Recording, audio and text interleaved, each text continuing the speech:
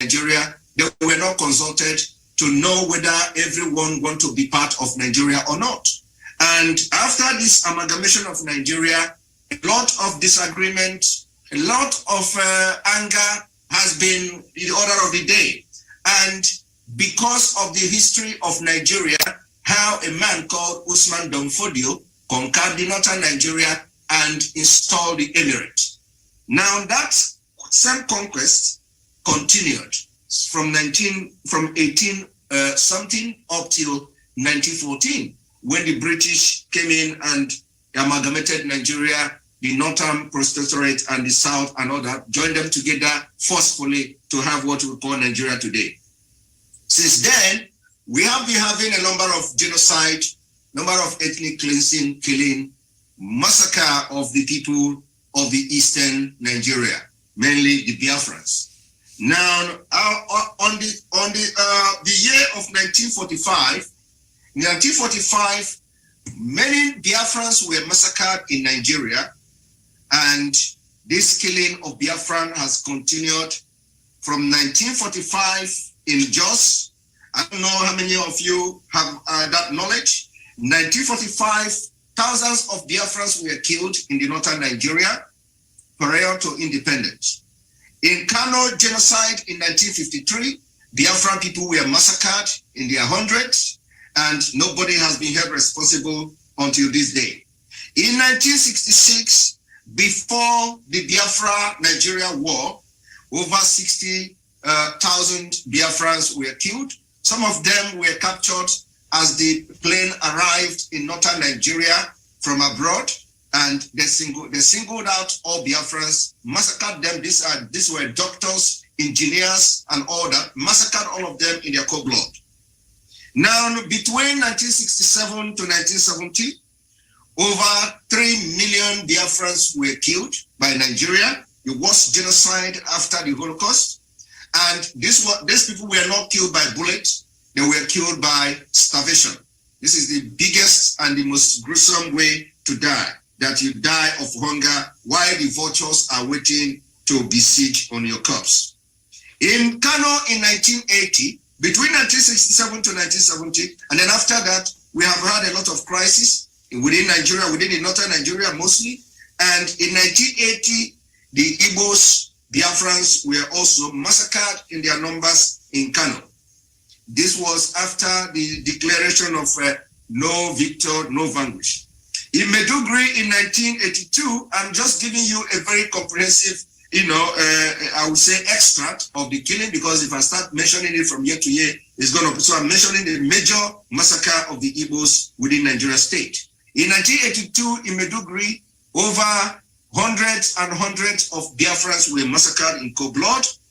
In Jimata in 1984, Nigeria massacred Biafrans, and this killing of Biafrans is always targeted to make sure that any uprising or any agitation for disintegration of Nigeria will be suppressed. And Biafra has continued to pay the price since 1945. In Gombe 1985, Biafrans were massacred in their hundreds. In Zaria 1987, they killed over 1,000 plus in Zaria. In Kaduna and Kafanchan in 1991, Biafrans have paid the biggest price after over 5,000 people were killed. Bauchi and Katsina in 1991, December 1991, it was all round jamboree to kill Biafrans in Nigeria. In Kano 1991, the same year, a lot of Biafrans were massacred in their cold blood in Kano. In Zangon Kataf in 1992, Biafrans paid the biggest price of one Nigeria. In Fontua 1993, Biafrans were massacred in their thousands. In Kano 1994, the killing of Biafran continued in Nigeria to keep Nigeria one. In Kaduna 2000, Biafrans were killed in their hundreds, property worth of billions were destroyed, and some of the Biafrans that were affected could not recover up to this day in 2021. In 2001, in the same Kaduna, the Biafrans were massacred and killed in their hundreds. After the 2000 riot in Kaduna, it continued in 2001. For those who did not go back to the southern part of Nigeria. In Maiduguri, in the same 2001, Biafrans were killed and massacred in their hundreds. Jos Maiden crisis in September 2001 also witnessed the massacre and killing of Biafrans to maintain one Nigeria. Why I've listed this is people do not understand the level of killing of Biafrans in Nigeria. It didn't start today. Kaduna 2002, hundreds and hundreds of Biafrans were massacred and killed in cold blood. I do not know whether our brothers and sisters in other parts of Africa has ever read this kind of news. In Jos, in November 2008, in Jos, a place called Plateau State, Biafrans were massacred in cold blood. Beheading of Gideon Akuluka in December of 1996 in a police station in Kano was perpetrated and orchestrated by those in power today. Most of them from Gumi, most of them from Pantami, most of them were perpetrated by those people you see in the power of today, like Buhari and co. Those in the presidency. St. Moritz killed December 2001, and then we come to the post-presidential election in 2011. Biafrans were massacred, including youth corps members, men and women, were massacred in the north. Now in 2010, Christmas Eve, in Jos, hundreds of Biafrans were killed and massacred in cold blood. And in Madala Christmas Day in 2011, Biafrans were killed and massacred. What I am reading out to you now is something you can check, can Google it and check it online. In Mubi, January 6, 2012, Biafrans were massacred. And the many Igbos and Biafrans dead by Boko Haram. Boko Haram massacred a lot of them. So why I have laid this background is that on this rock, I shall build my temple today. And let me make it very clear that the reason why African Union is dead is not unconnected to what is happening in Nigeria. Let us look at the background of those leading the African Union. Let us check their background. Let us check where they're coming from. Let us check what they have done in the past. Let us check who are their friends and their allies. Then you will know why the African Union is dormant in the killing happening all over Africa. It is targeted at a particular people.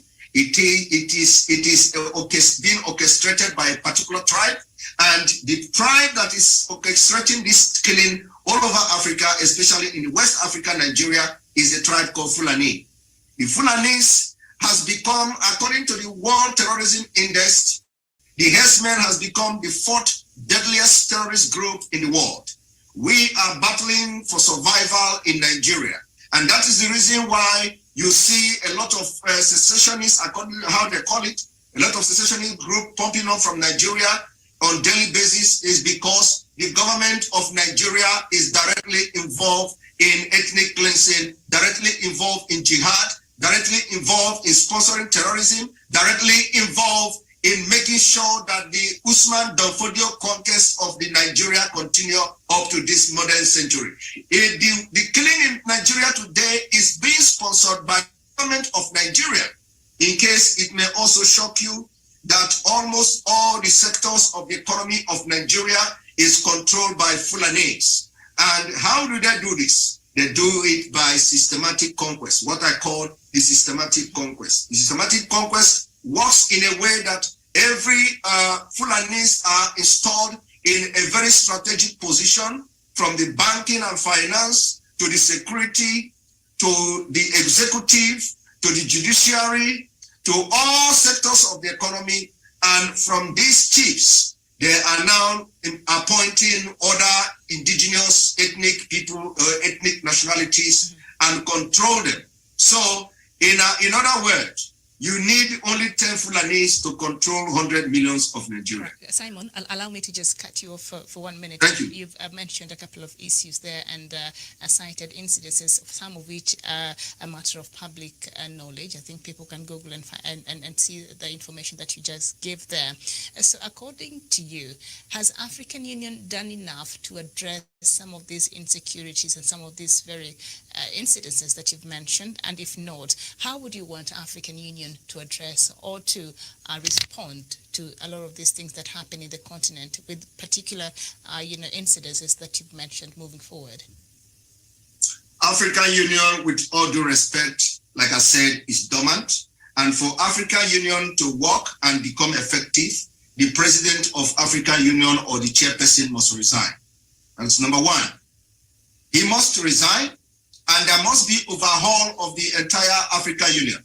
Because with the body language of the African Union, they are working in hand for a total conquest of Africa. And the new generation of Africa must resist that. All right. With the current setup of the African Union and the nonchalant attitude from them about the killing going on in Africa, especially in the West Africa, in Nigeria, for example. Do you know that on daily basis, thousands of people are chased out of their home? Do you know that on daily basis, hundreds of people are being murdered and slaughtered by Fulani herdsmen? Do you know that on daily basis, we see military escorting people out of their ancestral land? And not even the government of Nigeria is talking, nor the African Union is talking. So the point is that when you watch the African Union with what they did to Gaddafi, I am going to analyze that later on in this program.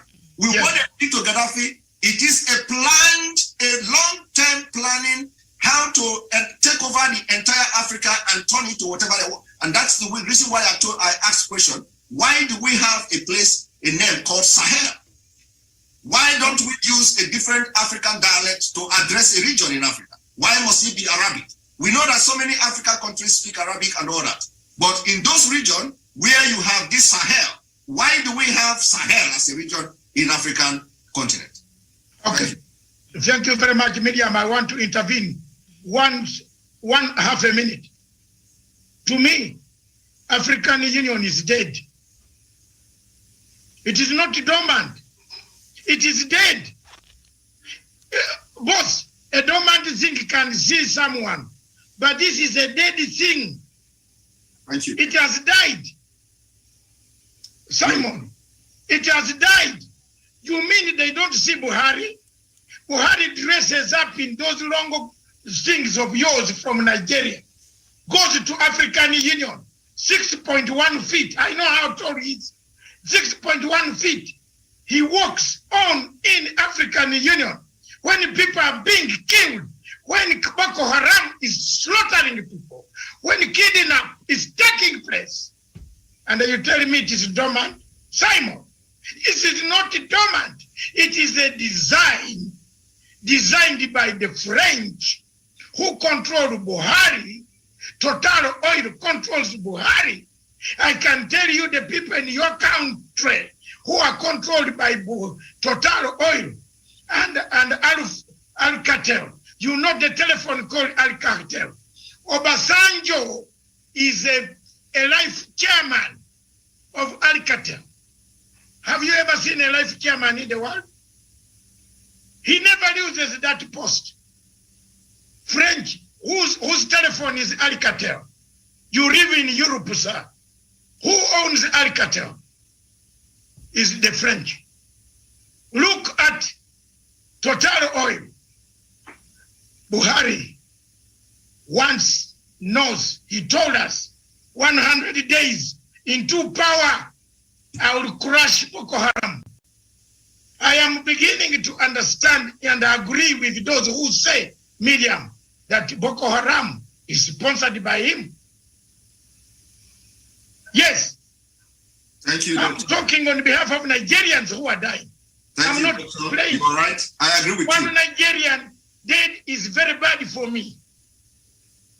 They are my brothers. We want a united Africa. But you cannot unite Africa when you have Africa with wounds. There are wounds bleeding. People are bleeding in Nigeria. In the southern part of Nigeria, in Port Harcourt, in Enugu, in Enugu, in Onitsha. You think I don't know these places? I have traveled there. People are dying today. Young men are being put on Land Rovers and driven across the villages until their bodies are peeled off. And I'm not going to sit here as an African and say, I am a very good African who read politics in the University of London. Therefore, I'm happy. I walk around with my suits. No, we have to tell people the truth. African Union is captured. It's captured by the French. They have captured that Dr. Mohammed Faki. He's from Chad. Actually, he's a brother of one of the people here. I don't want to pinpoint him. He will go. He will defend himself. He is captured. So, you tell me. Tell me one thing. You think African Union doesn't know that people are dying in Enugu, in Maiduguri? You think African Union doesn't know that kidnaps are taking place? So the Nigerian issue has spread all over the northern parts of all these countries, which I don't want now, after learning that Sahel is not an African name. I don't want to call it Sahel. God forbid. I want to call it African Rio Africa. Thank you very much. Rio Africa. We have been infiltrated. Yes. We have been infiltrated by people who want us to kill each other. Thank you. Look at what is happening in Mali. Look at what is happening in the Central African Republic. Tell me, is there tourism in the Central African Republic? Why should there two Airbus leave Paris, they go airport, flying into Central African Republic to carry what? Are there tourists there? There is a war in Central African Republic. Why should two airplanes always fly there every day? Two leaving, two going in. I've done all these logistics. They carry diamonds. When you talk, they finish you. And you, the younger generation, don't be worried. Many of the African leaders who talked like I'm talking have gone. But let me also leave a legacy by speaking the truth. That the problem of Nigeria ashames us. Nigeria, with a population of 200 million people, we would be trading. When I see Nairobi refugees, Nigerian refugees, how do you explain to me that Nigerian refugees can be very many in Nairobi? Instead of them coming to visit Nairobi, they have come to seek asylum. Surely, we should keep quiet? No. So for me, I don't know whether I will have supporters on this panel. Amelia was only persuading supporters to support me in the motion later on that African Union is dead. Thank you. Sorry. Thank you. Okay, very well. Dr. David Matanga, and also earlier there, Simon Ekpa, I think, Biafran, as he says there. Now I'd like to bring in Ambassador Maina Ghana from Chad.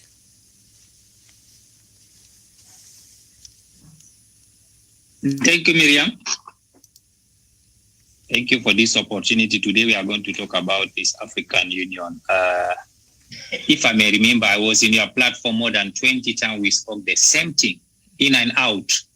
Like we always do the same mistake, we are expecting different result African. That is our mistake, but we need to start to recognize it as of today. Dr. Matsanga is my witness. I told him that anytime when you start accusing African Union, in which base? I remind him last time in this platform, I don't know if another people was there, I said, Dr. Matsanga, if you are a man and if your wife who's taking the responsibility of the home, you don't have nothing to say. Either you like it or not. You are a jobless, you stay home, you watch TV, your wife is working, she pay the house, everything, pay the school fees, but you want to talk.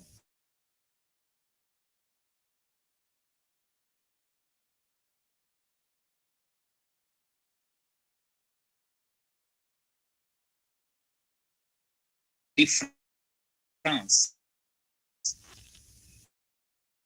The President Kagame have fought for it more than 4 years to say African, if we did not wake up to take our responsibility, we cannot set the rules.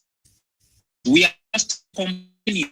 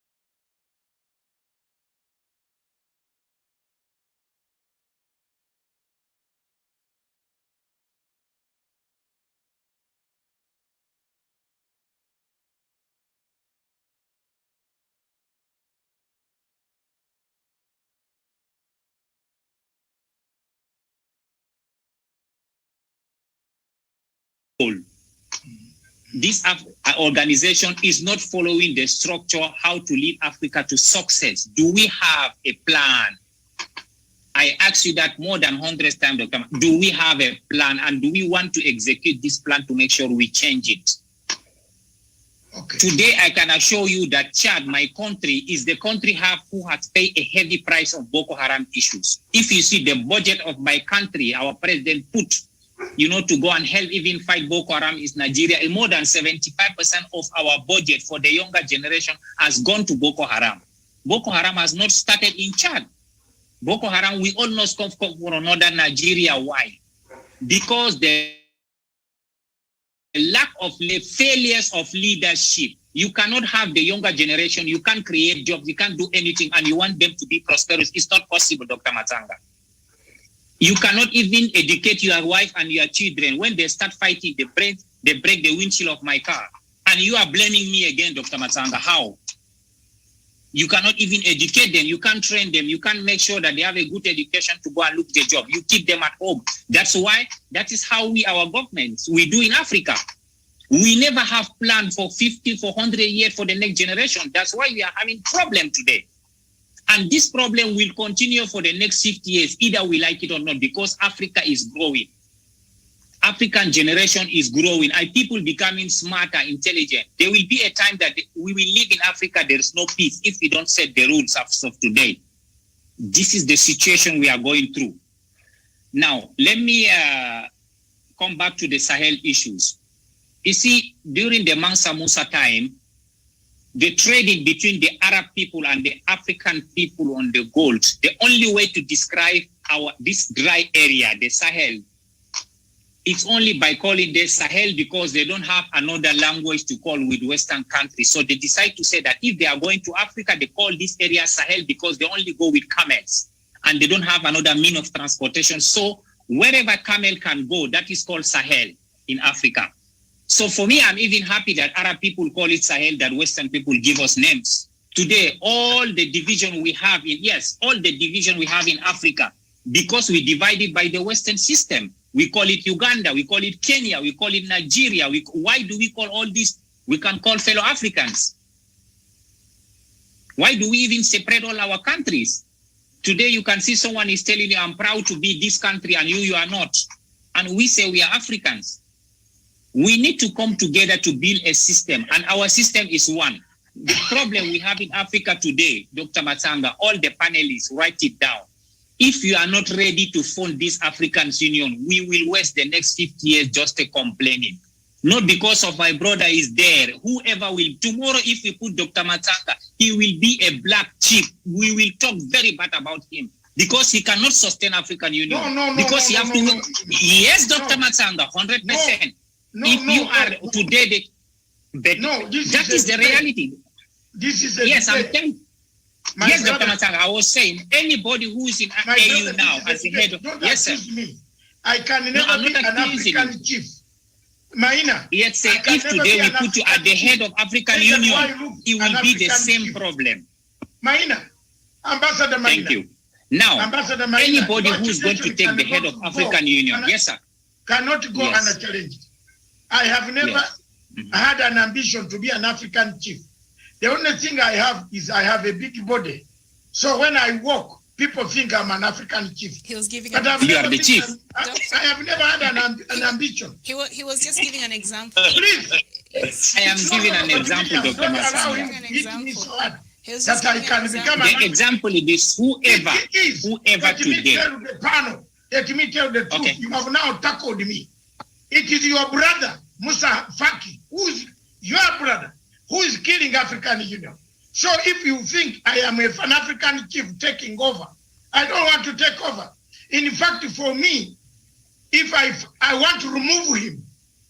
Miriam, can you explain what I said, please? A better person. Miriam, can you explain? And I've told you several times that Masanga will never step in Africa, in Addis Ababa. I have told the Prime Minister of Ethiopia, I will never come to Addis Ababa until that man from Chad leaves that country. He's useless. He is captured by France. He's on a payroll of France. And for me, like a Nkrumah, like a Obote, like a Secretary, like a Baba Tafawa Balewa, I have nothing to do with surrogates of imperialism. Thank you. Okay. Thank you, Dr. Masanga. No, Ambassador. Hold on. Yeah, I think what Ambassador was trying to say, it does not matter who is at the helm of African Union, as long as we still don't do what you're supposed to do, pay for African Union and all that. It does not matter who is there. It could be even me, but we'll still be captured. I think that is what Ambassador, you're saying. It does not matter who is there. Thank you, Miriam. Thank you, Miriam. Because I would like to, Miriam. Unless he says it here, Yeah, he was Miriam. using it figuratively. All Yeah, right. Miriam, I would like to address. No. Maina uses French, so use Swahili, and tell me you are using it figuratively. But if you say I'm an African chief, how? Metamorphocary.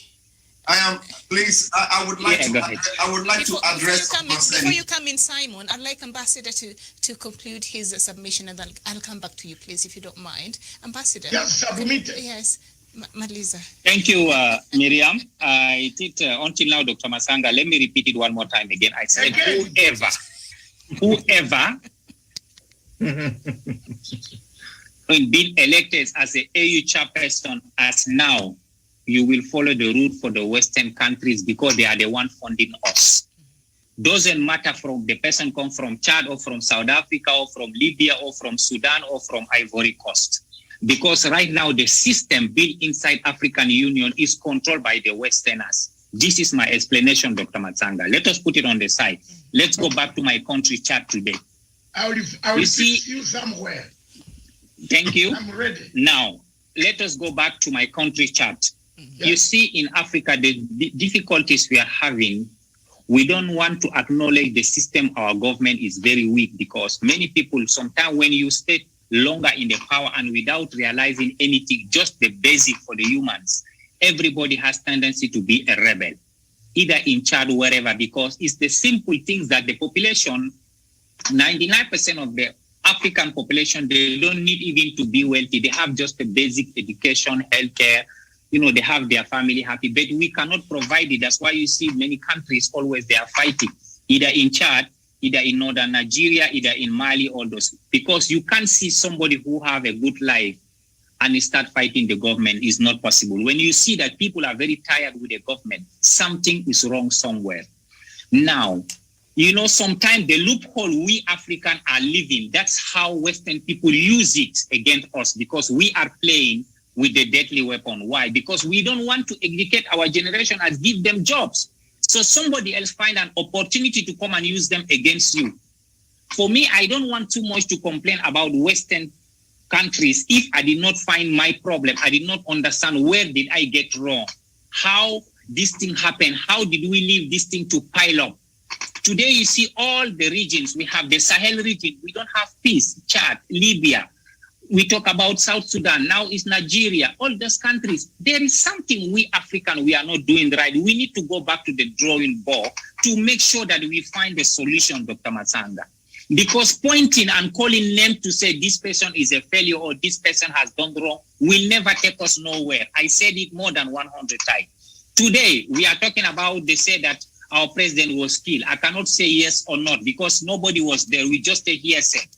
And you know, the majority of the biggest propaganda in this world, they are news. They can tell you wherever, whatever now, we are controlling by news. We can't say yes, he was killed. But we need also to acknowledge Dr. Matsanga. I am coming. We need Dr. Matsanga. Can I finish? Still alive. Was he not murdered though? Can I conclude? No, Dr. Matsanga, he has been murdered or you don't get the point. Alive. You cannot Maina, go to the front war Maina, without Dr. Is the president of Chad still alive? Former, the late. No, sir. Baby is dead. Yes. Can I continue? And he was murdered. No, sir, he's dead. He was murdered. Now, Dr. Matsanga, you cannot go to a front war without having a collateral. He is not the best person in Chad. How many Chadians died? Like He went to the front. No, he went to protect also the Chadians like any soldier. So he died to the front wall. It's normal to everyone. What do you think that he's the best among the old Chadians? Who killed the other people? How many Chadians died in the front war? Killed him. How many Chadians died in the front war? Me, I'm not here to accuse. I tell you. Answer the question to Africa. Dr. Matsanga, I'm telling you always, I am not here to tell you who killed, who did not kill. You are the one who know. Me, I don't know. Right, you tell us, Dr. Matsanga. We have to move on now. So, you tell me. As you conclude. Ambassador, I'm waiting yes. for you. As you conclude, Ambassador. Dr. Matsanga did not let me to conclude. No, you conclude. I'm saying as you conclude now. Okay, we as Africans, we need to come together today to make sure that we find all the situation and make sure that we step on it, not just a chat on Nigeria, wherever. We need first to make sure that we rebuild this African Union, because when we rebuild this African Union, any country who have problem, we can step on the country and take a decision without the Western countries. But without money, it's not possible, Dr. Matsanga. Why? They have NATO. Because they are very powerful. Any country in Europe wants something, they will send the army. We don't have that. We are waiting France to fund us.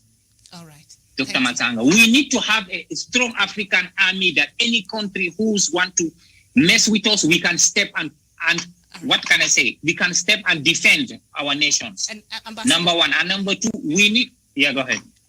There's a question there by Jocelyn, one of our panelists there, who is asking the question, and why can't Africa then fund AU? Why can't we fund AU? What is the problem? The majority of Africa, AU is funded by countries. Every country have the amount of money they need to contribute yearly. Now I asked him, if he's from Nigeria, I am from Chad, you are from Kenya, go and ask your government, how much are you contributing for the AU and how many years you failed to contribute? Ask them, they will tell you. Do you know that in 2020, more than 25 countries has never contributed for African Union? But we are crying, you tell French people, bring your money and we need to help ourselves. Because if we don't contribute for our countries, always we are in big trouble. That is the situation. Thank you so much. We need to ask our countries how much. All right. I know President makes our contribution. I believe that. Absolutely. Thank you so much. Now, thank you, Ben. Before I go to Professor Simon, Miriam, yes. Miriam, yes. There is a professor, there is a guest up in the corner whose hand has been up, Reverend. All right. I will not take time. Intervention. Yes, Polycarp. I will not take much time. Just a few minutes. Yes. All right. Thank you very much. Thank you very much. Listening to this, our brother, Ghana Maina. Ambassador. Yes. Ghana Maina. Ambassador Ghana Maina. Well, I do not know whether he's a government ambassador or a peace ambassador, but whichever way, if you listen to what he said here, you will know exactly where the problem of Africa is coming from. The way of thinking, his way of thinking is actually the problem. Now, he said here, when I talked about Sahel, he said he is very happy that the Sahel it came from Arab. Arabic word. I'm not Western word. Tell him, Simon. No, yes, that is a problem. Why can't he? He's not happy. He's happy that it is Arab word, and then he's not happy that he will not be happy if it is an African, because in that place he claimed that there is no African language or African dialect to be given to the name of that particular region that is now Sahel. But he is happy that it's an Arab. Now, I want you all to think about what I said from the beginning: the conquest of Africa. Where is it coming from? It's coming from the Fulanis. I don't know which tribe he belonged to, but this is a display of exactly the African problem. He is thinking of having Arab word instead of having Africa. Instead of we don't want to have African word there. And he's here claiming to us that there is no African language in that particular region to be given the name the Sahel. Now he is happy with Arab. That is number one.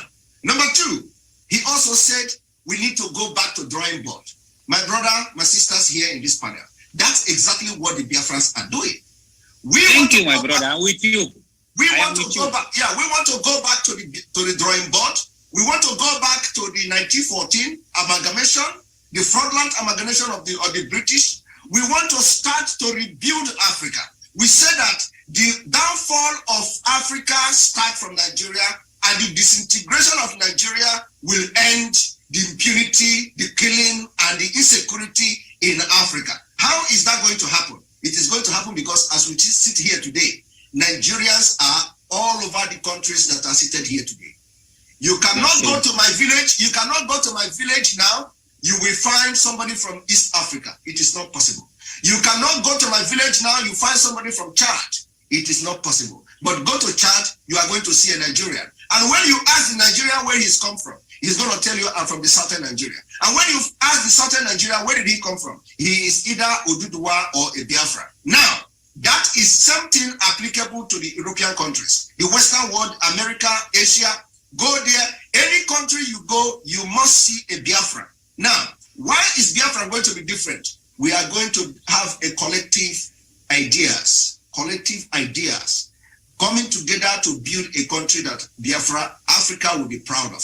So the issue of whether we are going to have an Africa Union, effective Africa Union, or we are going to stop the international community from funding Africa Union, all start the mistake and the correction will start from Biafra. So if you know that you love Africa, the best thing you should do is that since you are handicapped in your own country, because it seems that everybody is handicapped, since you are handicapped in your own country and your Nigeria and your country is not as confused and have this divergent ethnic views and have this kind of diversity like you have in Nigeria. If you are from such country, what you do is talk to your government. It is time to pick interest and speak about the problem of Nigeria and what should be the solution of the security in your Sahel is by dissolving Nigeria.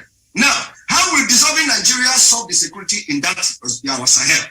It will solve it in a way that the interest of the terrorists in Nigeria is focused on the natural resources in the southern Nigeria. Now, if that country, Nigeria, is divided, you automatically have divided 70% of the interest of the terrorists. What is the interest of the terrorists? The interest of the terrorists is that they are looking for a way to make Nigeria their safe haven. After they succeeded in making Nigeria their safe haven, they are going to focus on other Africans, small other African neighboring countries.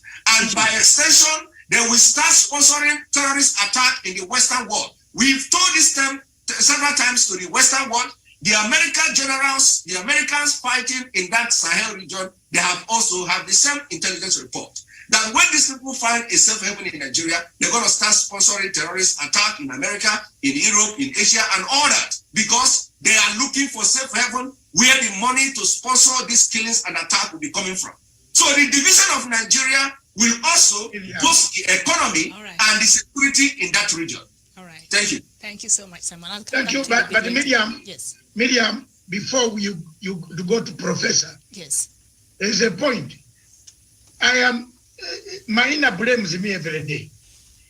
Isn't this platform the beginning of a new Africa? Yeah, that's true. I agree with you.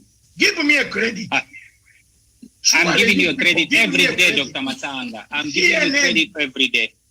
CNN every day has not given us a platform to talk about Africa, but have sacrificed a platform for us to speak.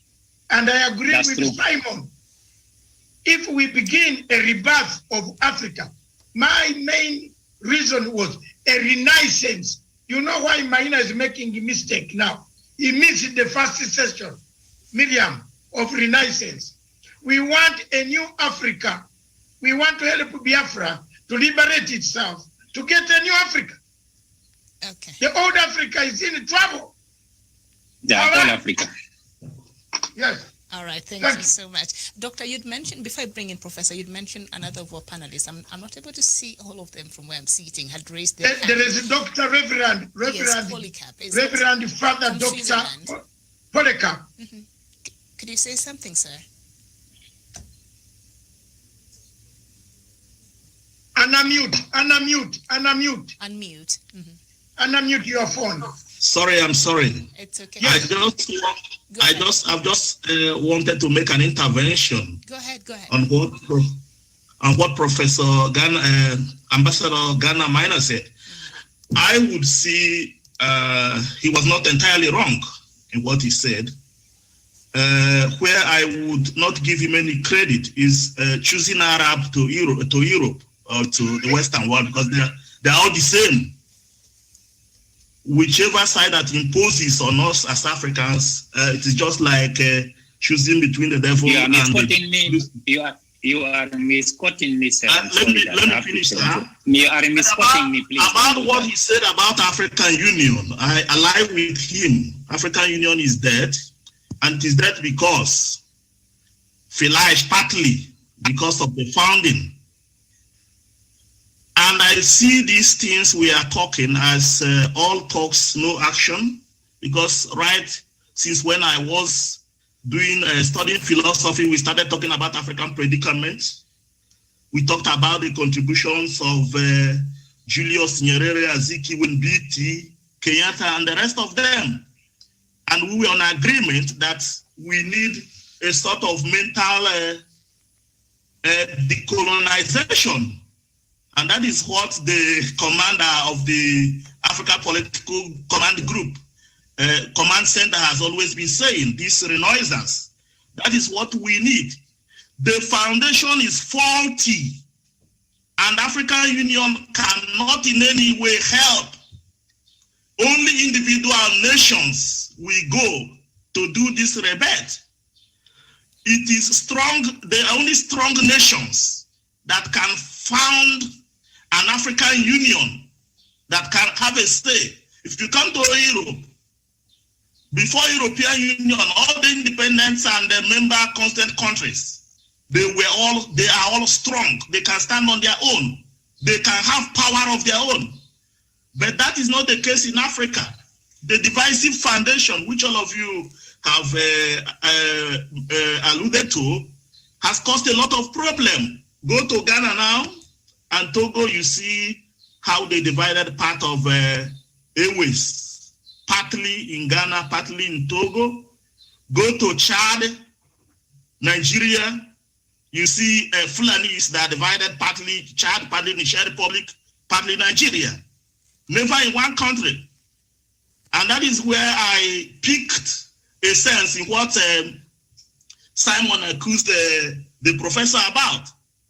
Because of maybe alliance of Chad with Arab people, he thinks it is better that the Arab people then gave us a name. What I don't think. I would suggest, and that is what I uphold, we can only solve our problems as Africans when we are able to solve these problems as individual nations. It is then that we can now have people who are actually Africans and represent these things we are talking about to become rulers who will now represent us in African Union. Otherwise, we continue to waste our time. There is nothing like African Union for me. It doesn't exist for me. It is not only that it is dead, but it doesn't exist for me. Right. Thank you. Thank you very much. Miriam, back to you. Reverend, thank you so much, Reverend Father Polycarp, all the way from Switzerland, and he's saying the foundation of AU is faulty, so you cannot start building on something that already has a problem. Professor Jared Onyari. Thank you, Miriam, for giving me that information. It's very unfortunate for the immediate speaker for having made that unfortunate statement. You know, the founding fathers of the continent of Africa, they were focused. They knew what they wanted. They went for it, and they got it. And even if they did not get it in their lifetime, Miriam, they ended the pattern of the struggle. What have we done with the pattern? We have dropped it down. Look at the thinking of Minor. This is where the problem of Africa is. Thank you very much. You say that I'm against him. Thank you very Look much. at that. Look. Let me just spare him because he only accused me, but someone has given him his mind. That's where the problem here is. Thank you. Thank you. When Kwame Nkrumah went to the West, they got the education. They made the wealth. When Jomo Kenyatta went to the West, when Mwalimu Nyerere went to the West, when Kennedy Kaunda went to the West, when Kamusa Banda went to the West, when Namuda Skiwe went to the West, when Ben Bell went to the West, when Nasha went to the West, they came back to Africa. I have listened to Minor. I have not gotten any solution. He's saying that we are captured. Yes, my grandfather told me, and mine and my fellow sisters who are here don't find me that I'm very gender insensitive is that if someone comes and takes your children and your wife, he takes and keeps him for himself. But if that wife comes, dies, you will come and bury that wife. That's what happened in most African countries. African countries, the African Union has been captured. Dr. Masanga, you are right. And at least instead of Dr. Masanga of organizing Miriam, Dr. Masanga has started organizing us. He has given us the platform. What else do you want him to do? We have started a conversation. We have started an engagement. Minor come out of Paris and come on Africa and see poverty which is in Africa. See how the health pandemic which has come, Miriam. How have we addressed it? There was a country, and I don't name it, it had only one ventilator.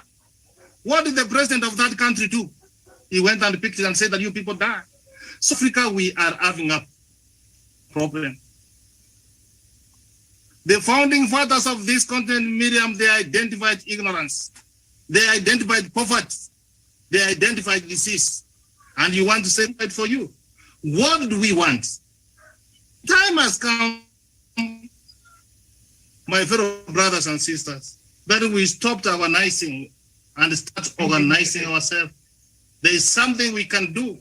You can sponsor one child minor. You can sponsor one old woman in minor to change their lives. Nobody has asked you to do all things, but you can do something for the continent of Africa. How do you feel when the Biafra people are being butchered? You can hear from the horse, they're telling from the ground that all is not well. And then we are here and we say that though it doesn't matter that I become the leader of the African Union, your brother is being. If you allow your concerns to be taken, to be captured, if the founding fathers found that kind of thinking, we will not be free. So there is high time when you ask me whether African Union is there or not. How is he addressing poverty, Miriam? How is he addressing the climate change, Miriam? How is he addressing the infrastructure in Africa, Miriam? Do we African people have access? Dr. Masanga raised very pertinent issues, Miriam. Who has called a summit to discuss issues in what's happening in Biafra, in Cameroon?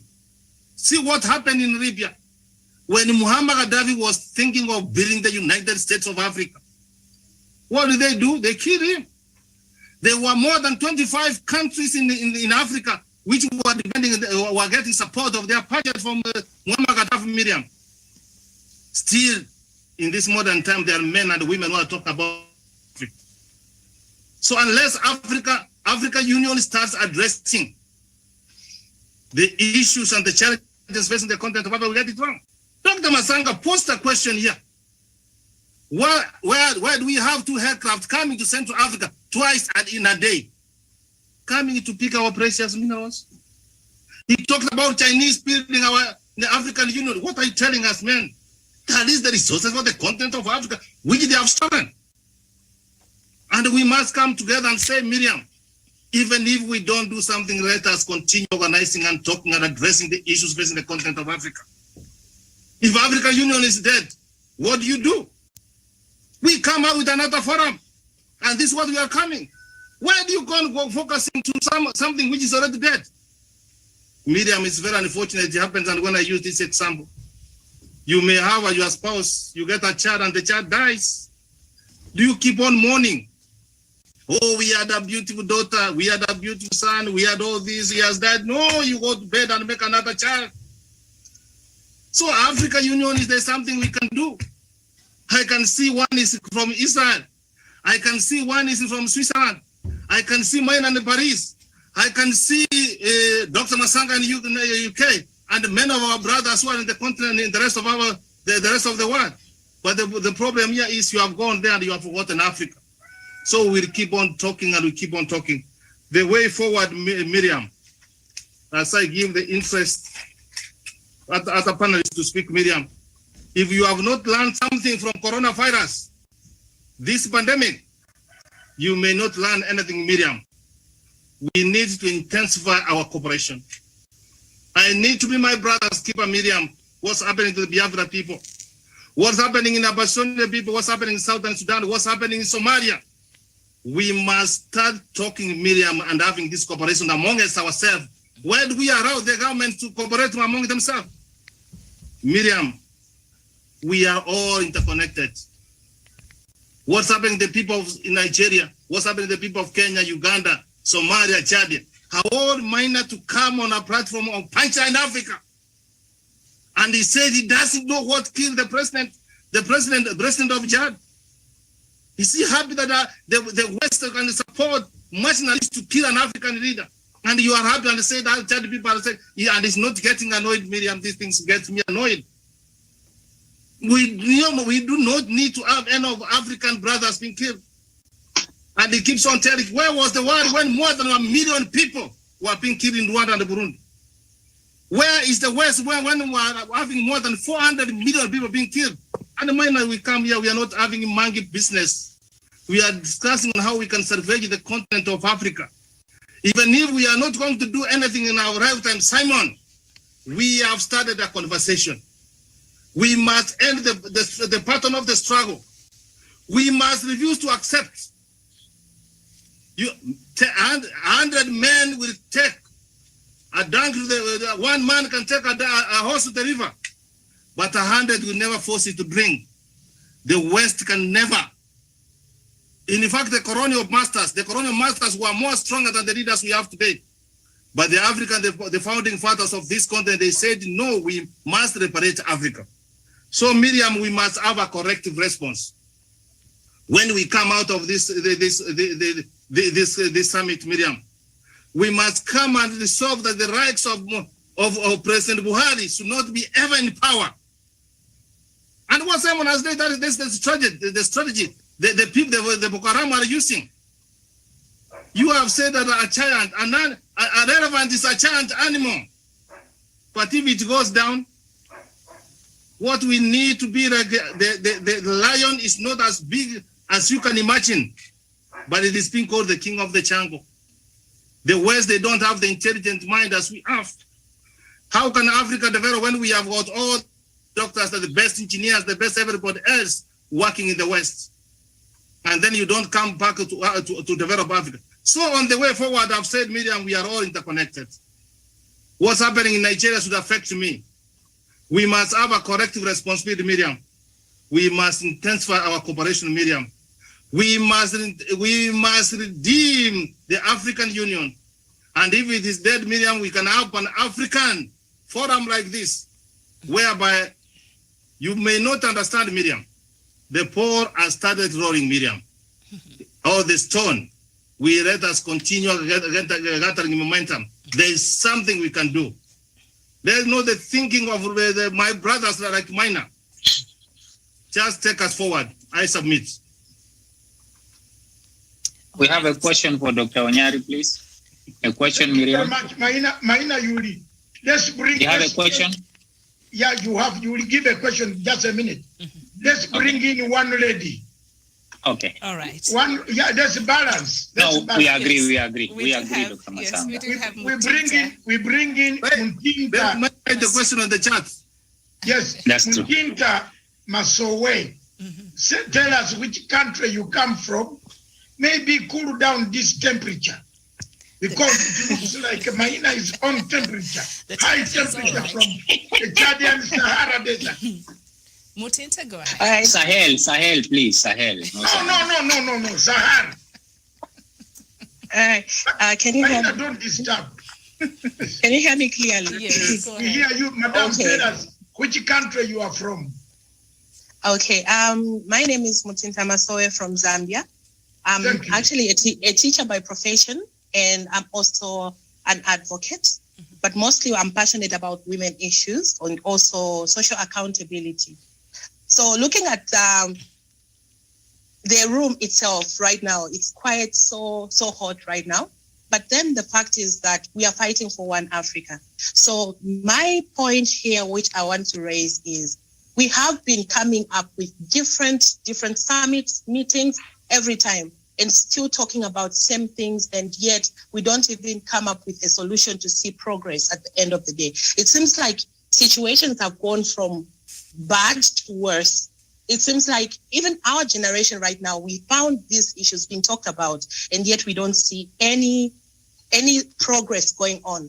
And how are we going to learn as young people if we find that our elders, our leaders that we choose to go and represent us at the summits, they end up coming and have all these arguments? Remember what we need to fight for. When you are a Pan-Africanist, you need to look at the spirit of Ubuntu. I always want to align myself with education. Like they say, education, like Papa Nelson Mandela said, education is the powerful tool to change the world. But then people misunderstand the whole thing. They think when you talk about education, you mean the classroom setup. But there is more to education just that, other than just books. Yes, literature is there to teach us of what happened way back, and of course just to be there for the sake of just referencing. But then the power should come from within. What are you passionate about? It should start from our mindset, first of all, as Africans. Our mindset is the key here. No matter what we are going to do, we can have many summits coming up, meetings like this. But if our mindset are just the same, then there's nothing we can do about it. So looking at, of course, we salute our leaders, like our forefathers that fought for us. We salute them. It's because they never had any education that we can say the Western education, but then they had the natural wisdom itself. So we need, first of all, it should start from our home. I always want to look at the grassroots. We should start from our home. First of all, as parents, what are we teaching our young kids? What are we teaching our children out there? Schools, what are they teaching our kids? It seems like they want to teach us about, no, the evolution of the world started like this, but they are not teaching us real life situations. Of course, they're not teaching us on how to tackle issues. For instance, when you have foreigners coming in, they're not teaching us to say, you cannot sell land, but then you can bring in an investor to work and give you opportunities and give you all these resources, but don't give out your land. But we see our elders trading our land and giving it to people that are out there. Yes, when you go to the US, for instance, they can give you a property, but then you still have to pay that. You still have to pay for that land.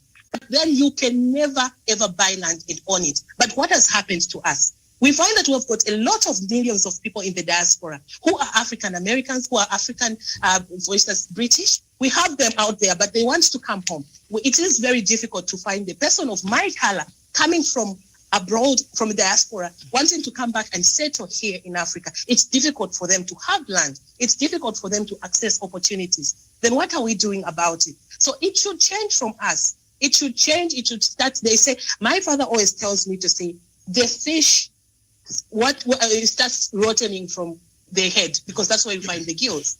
Yes. So meaning the problem is not with us as young people. The problem is not with us as it's with everyone. And who are the main people we are targeting? Our leaders, our global leaders, African leaders, who go to sign petitions for the sake of us.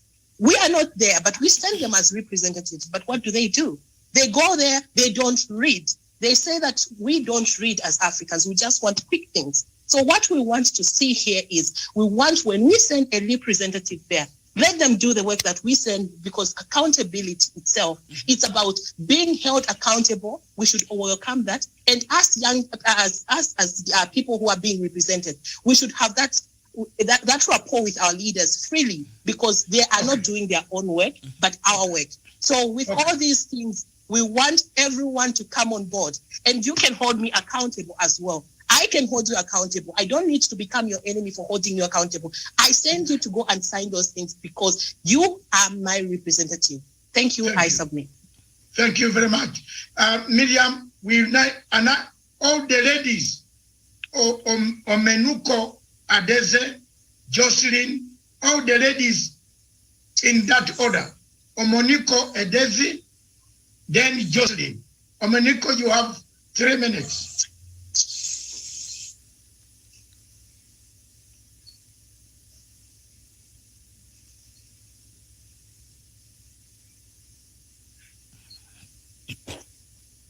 Omeniko, Edeze, Jocelyn. Jocelyn, can you now come in, intervene, so that we move? Oh, Omeniko, do you want to speak at all? Okay. Can I go ahead? Go ahead. All right. Sorry, I won't be able to show my face. Like I said earlier. No problem. Yeah, we shall hear your voice. It is very nice. Thank you so much. I'm here to support Simon. Okay, and what is going Simon? All of us. Great. And also, with what is going on, I also posed a question here regarding the African Union, which you already raised, that African Union is dead. Okay, so if that is the case, why can't we just dissolve it?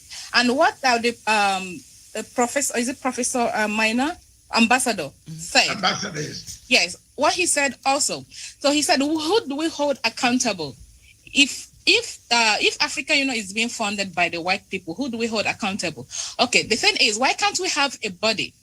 Why can't we have a body that can hold each country, each African nation accountable when they do not pay their dues?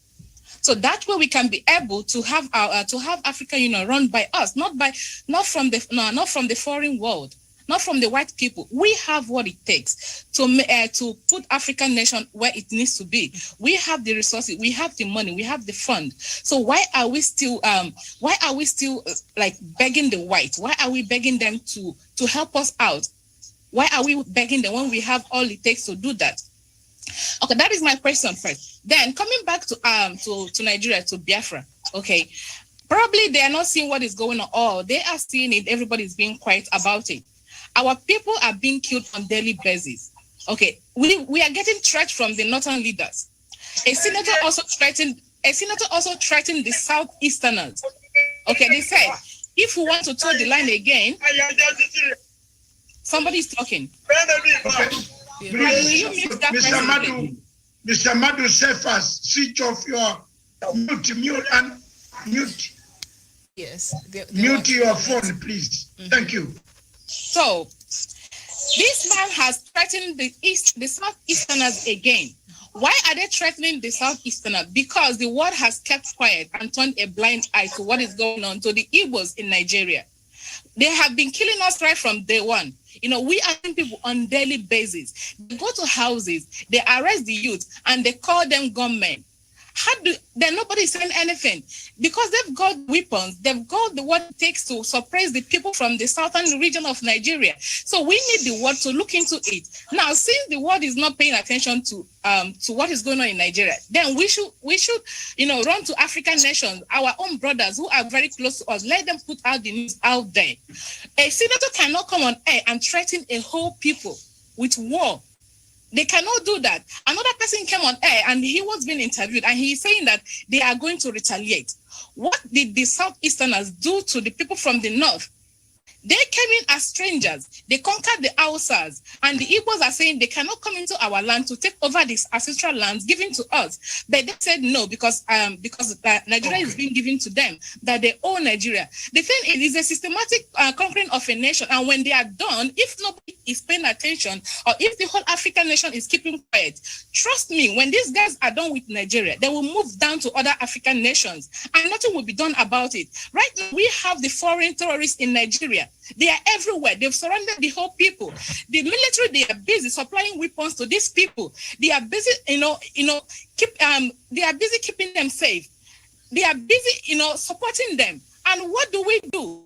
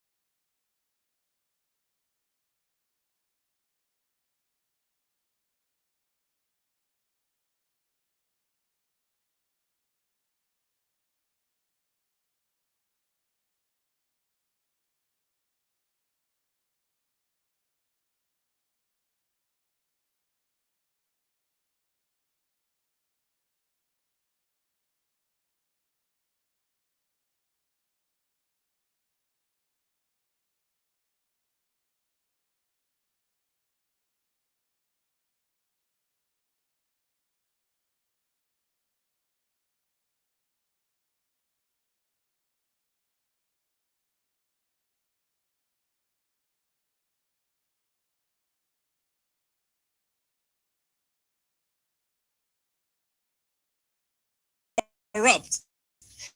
The money given to them to develop the land, to develop the people, human capital is being stolen and kept in a foreign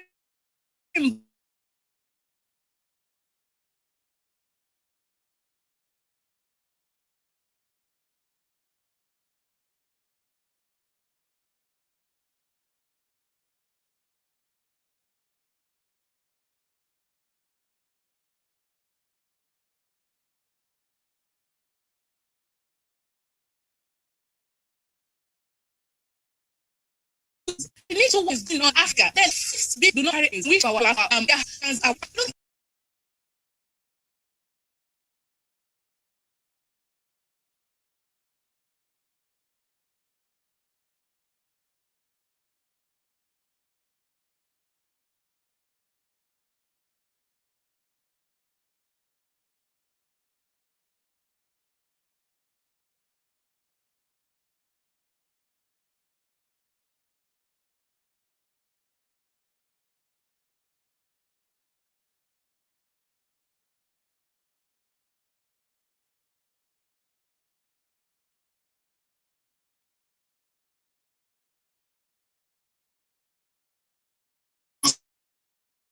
more direction.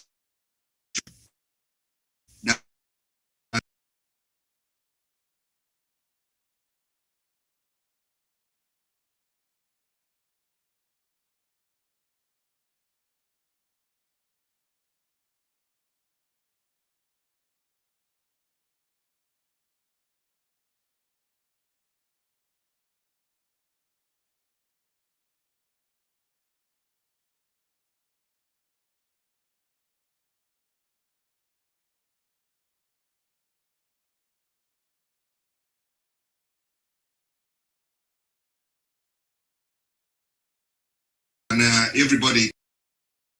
In the few minutes left, and I want to ask Simon, that Sunday, 2 p.m. East African time, which is 12 noon, Nigeria will be the main 2 hours. We want to sort it once for all, because it looks like all the problems of West Africa, Miriam, are coming from there. Mm-hmm. And we might not be able to finish them today. Yes. Yes. Our time is going. Therefore, and we shall develop that time of Simon.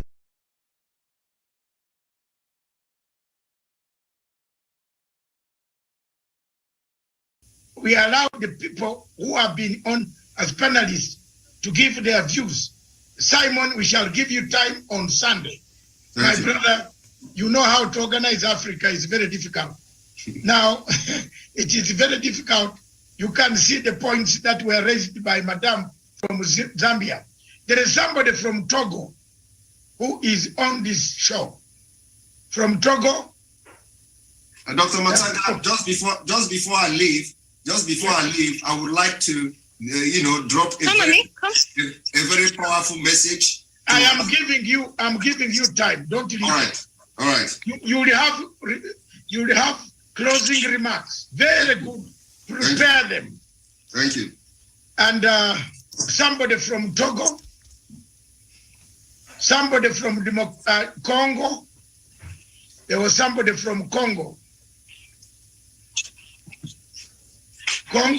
They have gone. And then Emmanuel Hay, Mr. Emmanuel Hay. I can't do this. Is it Emmanuel Hay? Okay. Dr. Emma Njoku wanted to say something. If you could, maybe in a minute. Let's see. Emma, let's get Dr. Edward Kusewa. Emmanuel, yes. Then we have Dr. Emma Njoku. Or let's begin with Njoku. Yes. Do you have an intervention, sir? Yes. Amen. You have an intervention? Am I to speak now? Yes, go ahead. Go ahead. Good, thank you very much. My name is Reverend Father Dr. Emmanuel Njoku. I'm a Biafran, southeastern part of Nigeria, and I live in Germany. I appreciate all who have spoken, and without any repetitions, may I just say that I think we are all gathered here today because we have a problem. That problem is that our African leaders have failed us, and we need a solution. And what is that solution? I take a lead from what my brother, Reverend Father Dr. Polycarp Mode said, that we all need to go back home and approach this solution from our individual countries and see how to rectify it for a new African Union. By African Union, I don't mean the non-existent one, but the African Union that will come with the emergence of Biafra. And so I have a message for all the youth, for all of us here, that each and every one of us here needs to take something home. And what is that? A message to our youth. The many killings we have today in Nigeria, most of them are also coming from our saboteur youths who are being used by the Fulani government to kill our people. But we take that message to the youth, and the message is, let the youth be future-minded, not just present-minded. By present-minded, they think only of what they can gain from the present government. Don't think about their future. Secondly, may we also remember... Reverend, 1 minute. You have 1 minute. Okay. May we also remember that just as my brother, Mr. Simon Eba said, that Nigeria, the breakup of Nigeria and the emergence of Biafra is the solution to the problem of Africa. I support that saying because, just like he said, there is a common saying among us that wherever you go in the whole world, if you don't see any Nigerian there, take your things and run away. That place is not safe for you.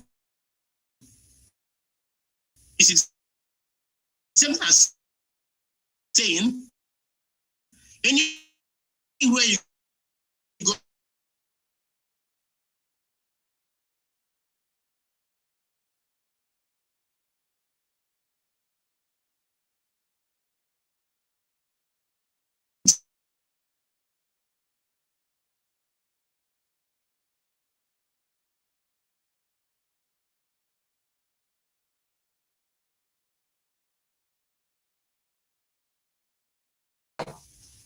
my television will be closed down. People being killed by forces in Biafra.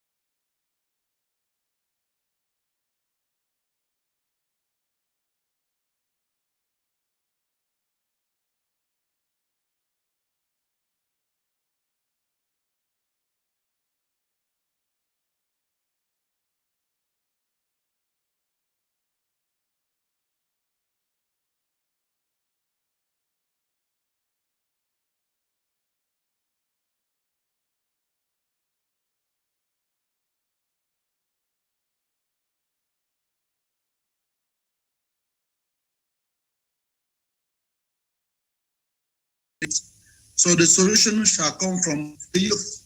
The solution is in the hands of the youth. We have to educate the youth and put in their mind this set of African Union, the real African Union.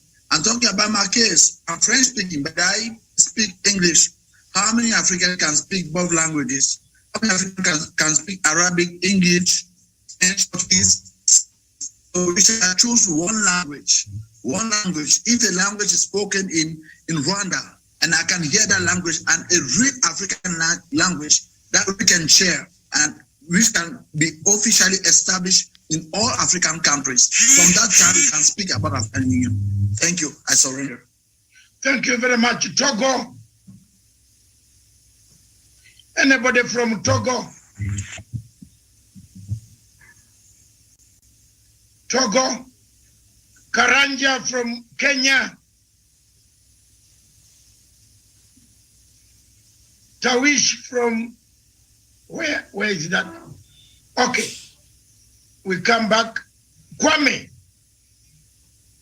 There is Kwame, soft-spoken man somewhere.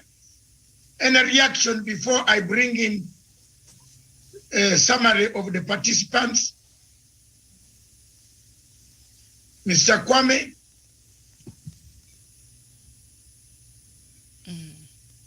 And then as well.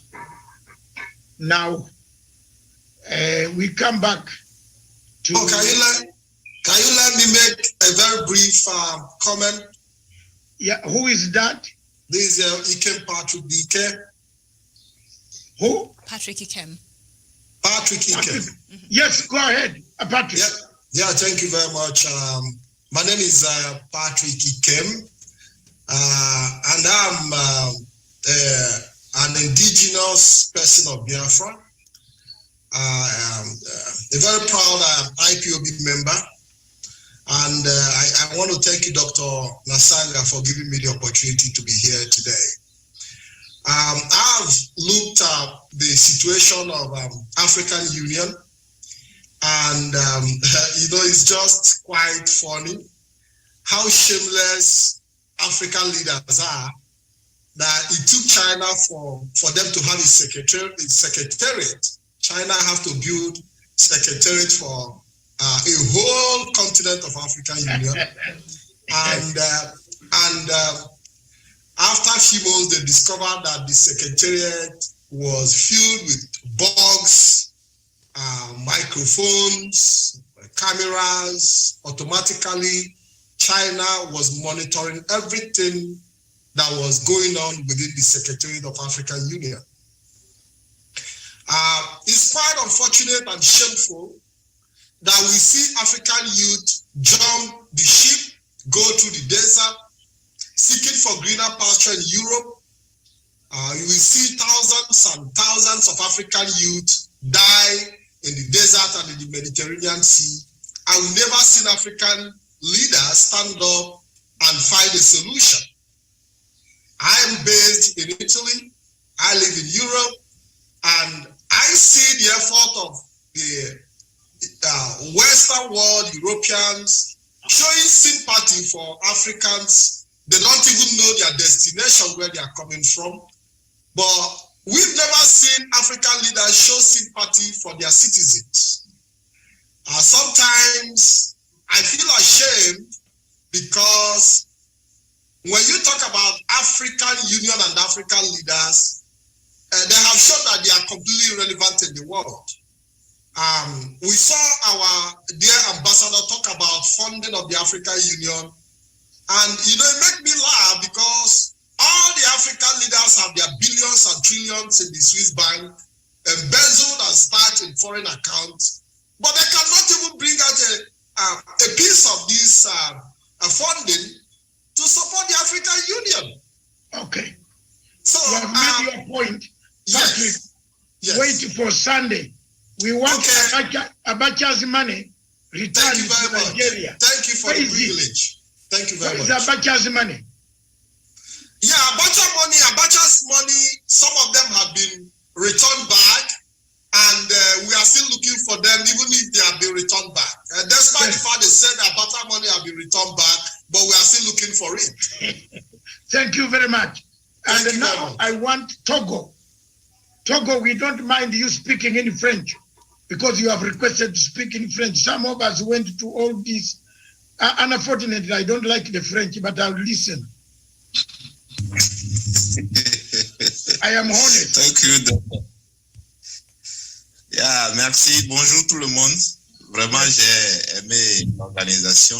Ce forum doit être un forum qui doit être étendu à tous les autres pays également, parce que le problème que vous traitez ici ne concerne pas le problème des pays qui sont en guerre, ou bien les problèmes qui sont les pays qui sont en difficulté. c'est le problème aux pays qui sont toujours rattachés aux métropoles. Et sans traiter le problème par ces pays, on n'arrivera pas à la source, à la racine réelle de ce problème. Donc, je souhaiterais que ce soit ces pays aussi qui soient associés, qui donnent leur point de vue pour qu'on puisse ressentir profondément ce que chacun partage sur ces problèmes dont l'Afrique souffre aujourd'hui. Imaginez que tous les programmes et projets de l'Afrique que l'Union africaine prépare. Prenons le cas du Népal. On soumet aux bailleurs externes qui ne maîtrisent pas nos réalités, qui veulent toujours imposer leur point de vue, leur politique, leur programme à nos pays africains. Et si nous continuons dans le même sens, nous ne pourrons pas trouver de solution aux problèmes africains. Donc il faudrait que l'Afrique développe à elle-même ses stratégies pour pouvoir arriver à la fin de ces difficultés que nous proclamons aujourd'hui. Vraiment, sincère merci à tous les professeurs, les éminents professeurs, les docteurs, les journalistes, les intervenants qui m'ont précédé. Je suis peut-être le plus petit, la plus petite voix qui soit intervenue à cet instant-ci. Merci à Michel qui n'a jamais cessé de m'associer à cette organisation. J'encourage vivement que vous étendiez cette organisation à nos pays et que ce soit représenté. Je crois que Jocelyne ou bien quelqu'un avait souhaité que ce soit des médias les plus reconnus qui diffusent ce forum pour que vraiment l'information atteigne les voies les plus autorisées pour qu'on puisse arriver à la fin de crise qui mine nos pays. Vraiment merci. Thank you, Professor. Thank you very much. In a nutshell, he thanks the panel and the Pan-African Forum for hosting this meeting. And he further says, this is a beginning for Africa. And Africa is happy, will be happy. He thanks Professor Onyari about the statements that you made. The rest, Mr. Gaina Maina, who is a French-speaking man, the only man left on the front line stage of Chad, will interpret for us. But Maina, don't add there your words. At the end of your speech, you will interpret the rest. But I picked a few things. For me and the French, we are like water and oil. We don't meet because they have caused a lot of problems for this continent. Now, ladies and gentlemen, I know there are many people who want to speak. And I want to ask Ambrose Otachi. Ambrose Otachi to just say before I come to the first speaker to summarize and give us his way forward. Then I will come to Simon. I will come to Professor Onyari. I will come to, there is another one.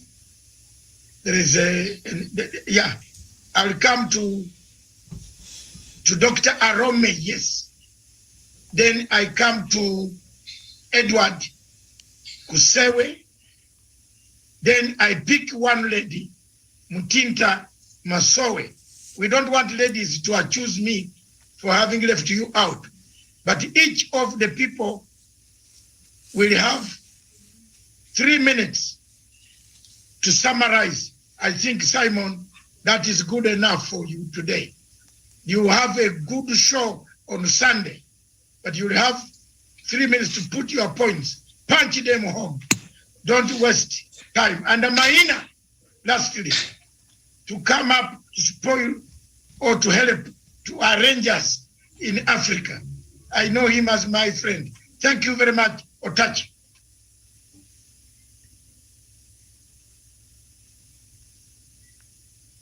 Ambrose Otachi, unmute.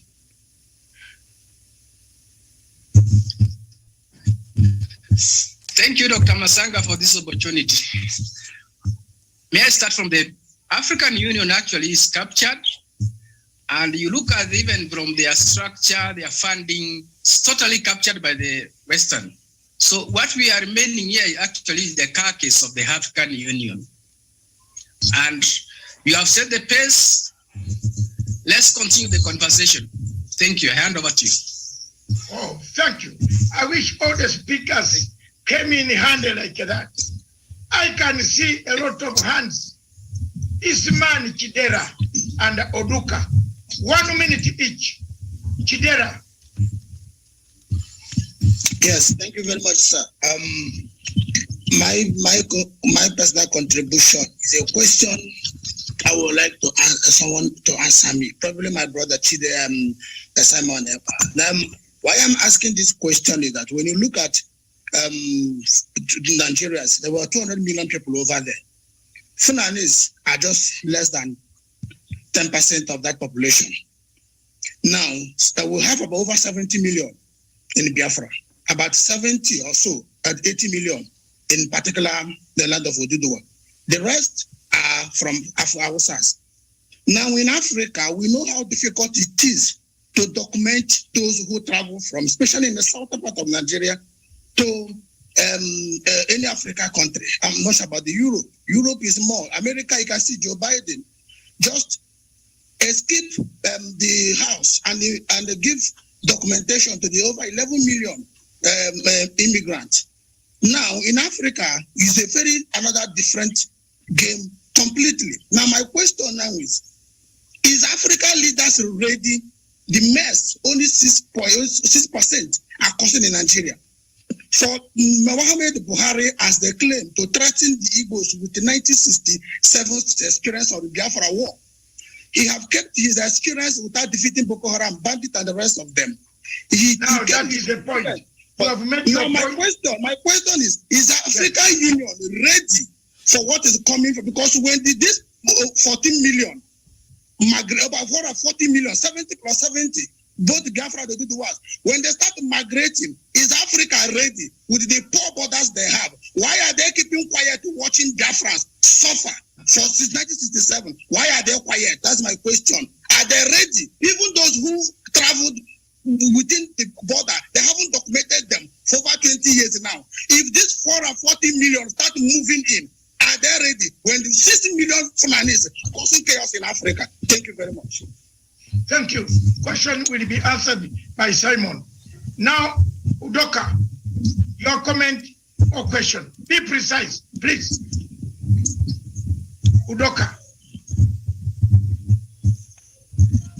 Brother Udoka. Stephen iPhone.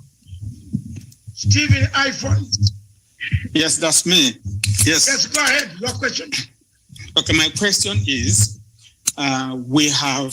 Africa has assumed that by adopting a Western political economy, that everything will fall in place, that we replicate development as it is in Western world. We have tried it. It hasn't worked for us. We see our political democracy turned out to be looting of wealth. We have tried democracy of representation. It turned out to be the Nigerian example or the rigging of elections in Africa, or even the the Ugandan leader who wants to die in power. We have seen Africa building an African Union, again, copying the European style. It hasn't had a voice, and Africa is still in the wretched of the earth. My question is there no way we can sit back and ask ourselves, is it working for us? The Western democracy, does it suit who we are? Is there no way we can ask ourselves question, can we model a political arrangement that will mirror who we are as people and actually represent our essence? The reason why I'm asking this question is based on the fact that China invented a political economy that reflected the Chinese model, and it is working for them. The Japanese, adapted Western economic model to suit Japanese social arrangement, and is working for them. But Africa has continued to fail simply because our political modeling is a copycat, is a copy and paste. that does not reflect the You've made your point, Stephen. essence of who we are as a Stephen, people. you have made your point. Stephen, sir, you have made your point. What has failed Africa? And all those who participants, our lead speakers, when you are answering that question, just bear in mind that Stephen asked, what has failed us? China has its model. Japan has its model. I've got your point. What about us in Africa? Yes. Udoka, are you ready now? I don't have much time left. Technical speaker number 4, are you ready? Chukunonso, are you ready? Yes, I'm ready. Good morning. My name is Kelechi. I don't know if I can come out clear. My name is Kelechi. I'm calling from the zoo. From where? From Nigeria, the zoo. Okay. Nigeria is a zoo, so I'm calling from Nigeria. The zoo. I'm a Biafran. I'm from a born state, part of Biafra land. This without independent of Biafra. Because the leaders we have in Africa. Yes. Go ahead. And fund African Union because Rasistan now, if they want to fund this African Union will stand up to stop what all this crime they are committing. Look at what is happening in Cameroon, here in Nigeria, Congo, and other parts of Africa. So unless Biafra stand, there is nowhere African Union will work. Write it anywhere. Thank you. Thank you very much. You have been on point. That's why I like you.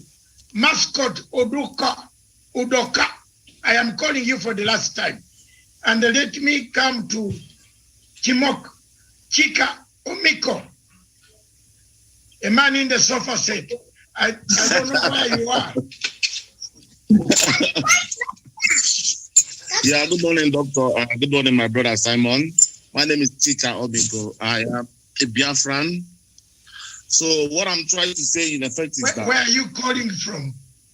From UK. Or United Kingdom. Don't say the town. Okay, no, that's all. Yeah, you don't want Buhari to follow you. Yes.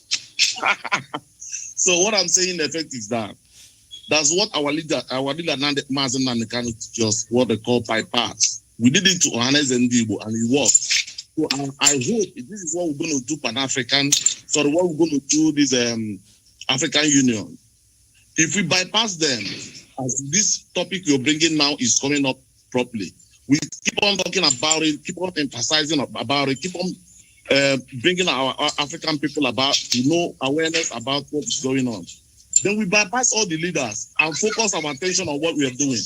When we focus our attention on what we are doing, they will now queue up the way honest and people now finally queue up with us. But if we start begging them or start going around talking to them, they'll think we are begging them. African Union, the youth we have now, everybody is aware of what is going on in Africa. And other people are keeping quiet and people are dying. Blood are being shed. So thank you. We'll hold on Sunday. Thank you so much. Chimeka Omiko, I have got the point. You know the purpose of all this. We are collecting views. And very soon, we shall bypass. Look at my eyes. Let me take off the glasses. We shall bypass. You don't know me yet. I'm a very terrible organizer. Difficult guy. You are doing well. A battle-hardened general. Yes, a battle-hardened general. At 65, I am not going to allow people to die in exile. Look at my eyes. Time is going to come when Simon, Maina, Onyari, Kusewa, Father Aromo, doctors will be in a conference center. Wait very soon. I am a dead. As long as that guy called Muhammad Faki, the brother of Maina, is still in AU, I am going to create my AU. Yeah. And you will see it work. I want to tell you here, don't think I'm doing this for nothing. I will spend all my money. I will ask all my 8 children to bring back what they earn to give me to hold that conference. Yes, you people are playing. We can't leave Buhari walk 60 feet, walking around with perfumes in Paris. When the people are dying, I am gonna spend money. And I've told the British government already, because I also live in the United Kingdom. 36 years, I have contributed to the economy of that country. Therefore, I will stand firm. I will not leave orphans. I will not leave people without states when dictators walk around. Don't think I'm collecting. This is not just a talk show. I am looking for serious men. Serious men who can deliver. And let's come for your brother. God will bless you, Doctor. To change Thank you so much. Thank you so much. God bless. He has 2 years to change. He has 2 years to change. If he doesn't change, change will change him. Change him. We are fed up. You cannot kill people every day. And you think you are the only one who can kill.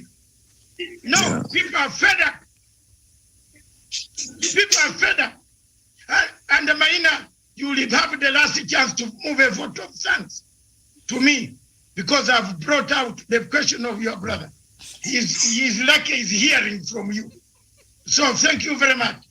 Let me go to another, the last person before I bring in Simon, Professor Nyari, Dr. Kusewe, Dr. Arome, Mutinta Masowe, Mama, the only lady on the panel. And I want you to bring this curtain to a very good conclusion. Now you know my aim. I'm looking for sharpshooters, the men who can shoot with the brain. I'm not looking for gun shooters. I'm looking for men who can use the brain to attack, to defend Africa. And those are the men and the women I'm looking for. Dr. Masanga, Buhari is also brother of Maina. Buhari is Maina's brother. No. Buhari, I know the brother, because I don't know what I tell you. You're Buhari, or there is another one, because I hear the other one disappeared a long time ago. That's what every Nigerian I find in the conference, he said, which Buhari are you talking about? Yes. So I don't know until you Nigerians, very good people, look at you. Look at the way you have been mutilated. Look at the way you have been cut to pieces. Look at the way the people are being pulled, tied on Land Rovers of the army, pulled through the villages in southeast Nigeria. Surely, and we call ourselves Africans. Look at that. When Buhari heard that there was going to be a coup, he rushed out of Paris through the toilet and went back to me. You Nigerians don't give that man names. I give him the names. What will he do? Tell him I'm also a general, and I'm 6.1 feet like him. I'm from East Africa. We can challenge each other. Well, he should not threaten people. People should talk so that they don't harbor enmity in their chests. And that is what we do, and that's what we are doing in Africa. Now, I come to the final moment. I want to thank all of you that those in Nigeria, you will face on Sunday. Miriam will be with you, and I will be conducting it without me. I will be a participant because I want to issue a paper on Nigeria, a very stinging paper on Buhari. And I want to say it all. So Miriam will coordinate you. Can I now call upon Simon? Brother Simon, where are you again? Simon Ekpa. I am here. Thank you very much. You have, yes. I want to call upon Brother Simon. I am here. Thank you very much. To put your closing remarks, your message, and bearing in mind on Sunday, 2 p.m., East African Standard Time. We shall give you 2 hours. We want to discuss once for all this issue of Nigeria with your group. Thank you. Thank you very much, Dr. Masanga. As you can see, I decided to stand up. I decided to stand up for the reason that, in Igbo language, they say when you stand up to address, especially when you have listening ears, your words will also stand as tall as you are. My closing remark on this particular day will be making references to the apartheid time of South Africa.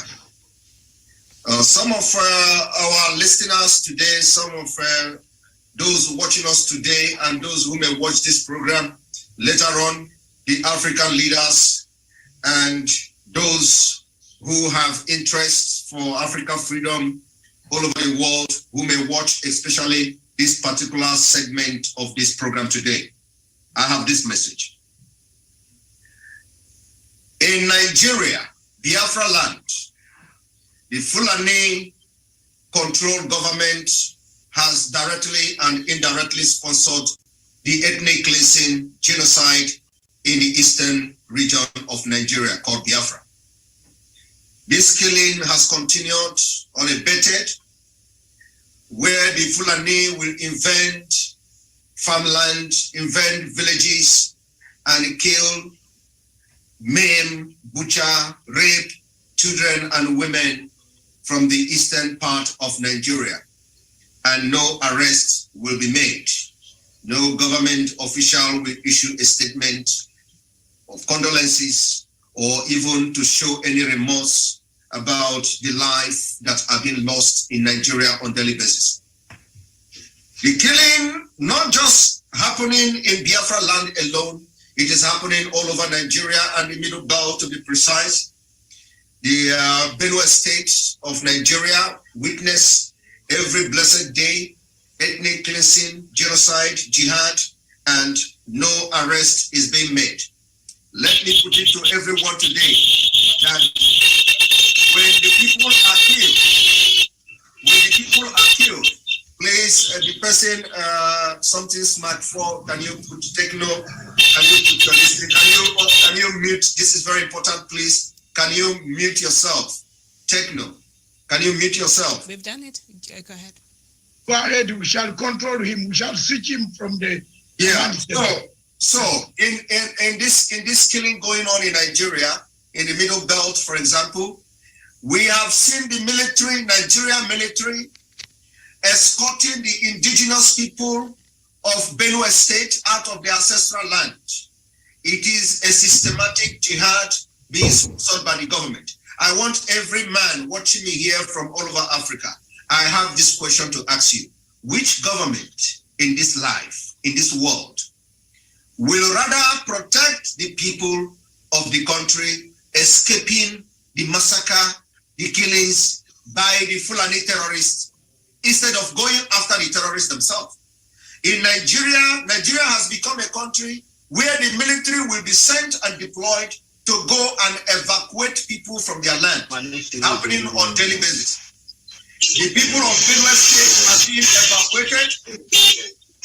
The people of Benue State are being evacuated from their own land, and as they are evacuating them, these people are disturbing my speech, and I really do not like that when I'm talking, there are noises everywhere on the background. Please switch on mute. Mute your phones. We want to hear. He has got 1 minute only to summarize. Please, honestly, switch off your phones. And as we see on daily basis, the killings, please, the 1 minute should be added something because the interruption. Okay. Go ahead. Yeah. Yes. So on daily basis, we see how the Nigerian military controlled by Fulanis are escorting people out of their land. And now, for this singular reason, we, the Biafra people, set up what we call the Eastern Security Network. The Eastern Security Network was meant to protect our land from the invading Fulani herdsmen and the Fulani terrorists. Now, the government of Nigeria were outraged by the fact that the Biafra people set up the Eastern Security Network to fight against the terrorist herdsmen. On this note, as I speak to you today, both airstrike and air bombardment has happened in Biafra land in quest to get rid of this Eastern Security Network. They are killing them on daily basis. They are hunting for them on daily basis. But what the government of Nigeria have refused to do is to go after the reason for setting up the Eastern Security Network. What led to the setting up of the Eastern Security Network is the rampage of the jihadists in Nigeria. They are on rampage, killing and maiming, and nobody has ever been arrested for that. And we, setting up the Eastern Security Network, the government of Nigeria, controlled by Fulanis, have sent military bombardment to Imo State. It is on the news. Now, I want to also tell everyone watching us here, let us reflect our minds on the history of apartheid regime. How did the apartheid regime ended? What happened? What happened during the apartheid regime is that the Mandela men, they bombed police station in South Africa. Police station were bombed. Those in control of the apartheid government were attacked. Their cars, their houses were bombed. And for those of you who do not know this history, even the Nelson Mandela you celebrate today were on the watch list, on terror watch list of the United States of America until 2008. They removed him from the watch list just in 2008, if I'm not mistaken, until 2008, yes. From the Time magazine, the United States of America, because of the way Mandela fought the people, because of the way Mandela fought the apartheid regime, he was listed in terror watch list in the United States of America until 2008. What is happening in Biafra land today is not different. As Mandela was listed on the watch list, African leaders were celebrating Mandela because Mandela was fighting against apartheid white regime. What we have decided to do is to make sure that those who are on the ground, we are going to be lecturing them, we are going to be creating awareness, telling them their problems, and what they do after listening to us is so completely the decision of the people who are on ground. Today, we are witnessing several attacks in Nigeria, especially in Biafra land, being orchestrated by unknown gunmen. Those unknown gunmen are people's children. Those unknown gunmen are those who Nigeria government have made fatherless. Those unknown gunmen are the people that Nigeria government has used the Fulanis to kill and rape their mothers. And today they are rising up in arms. They are now sophisticated and burning down police station, burning down facilities belonging to the government. And this is exactly what happened in South Africa, how the apartheid regime of South Africa ended. A lot of people don't know this. If you, the African leaders today, or during the time of the apartheid regime, can support Nelson Mandela to burn down police stations, facilities in South Africa against apartheid regime, if you supported Nelson Mandela to burn cars, houses, attack government facilities in quest to end the apartheid regime, you also have to support whatever activities you see going on in Biafra land today in quest to free ourselves from the terrorist government of Nigeria. I will be analyzing and bringing more facts and evidences on Sunday as I will be on this program. But the message I want to leave to the African leaders today, if you support apartheid regime, you have to also support the exit of Biafra. The exit of Biafra will solve Africa problem. I have made it very clear, and more detailed analysis will be given to why the exit of Biafra from Nigeria will solve this problem. And not only that, just in a few seconds, I will be rounding up. Not only that, I want everybody to think about how a government you have in Nigeria will be sitting and watching its people being killed, and they are only attacking those who have armed themselves to defend their land. This is something that every African leader must rise up to. Biafra has come. We are going to fight until last man standing. Few days ago, the president of Nigeria has declared war against us. He said he is going to talk to us in a language we will understand. What language is the president talking about? The president is talking about a language of guns, barrels of guns, ammunition, and bombs. It is happening already in Biafra land.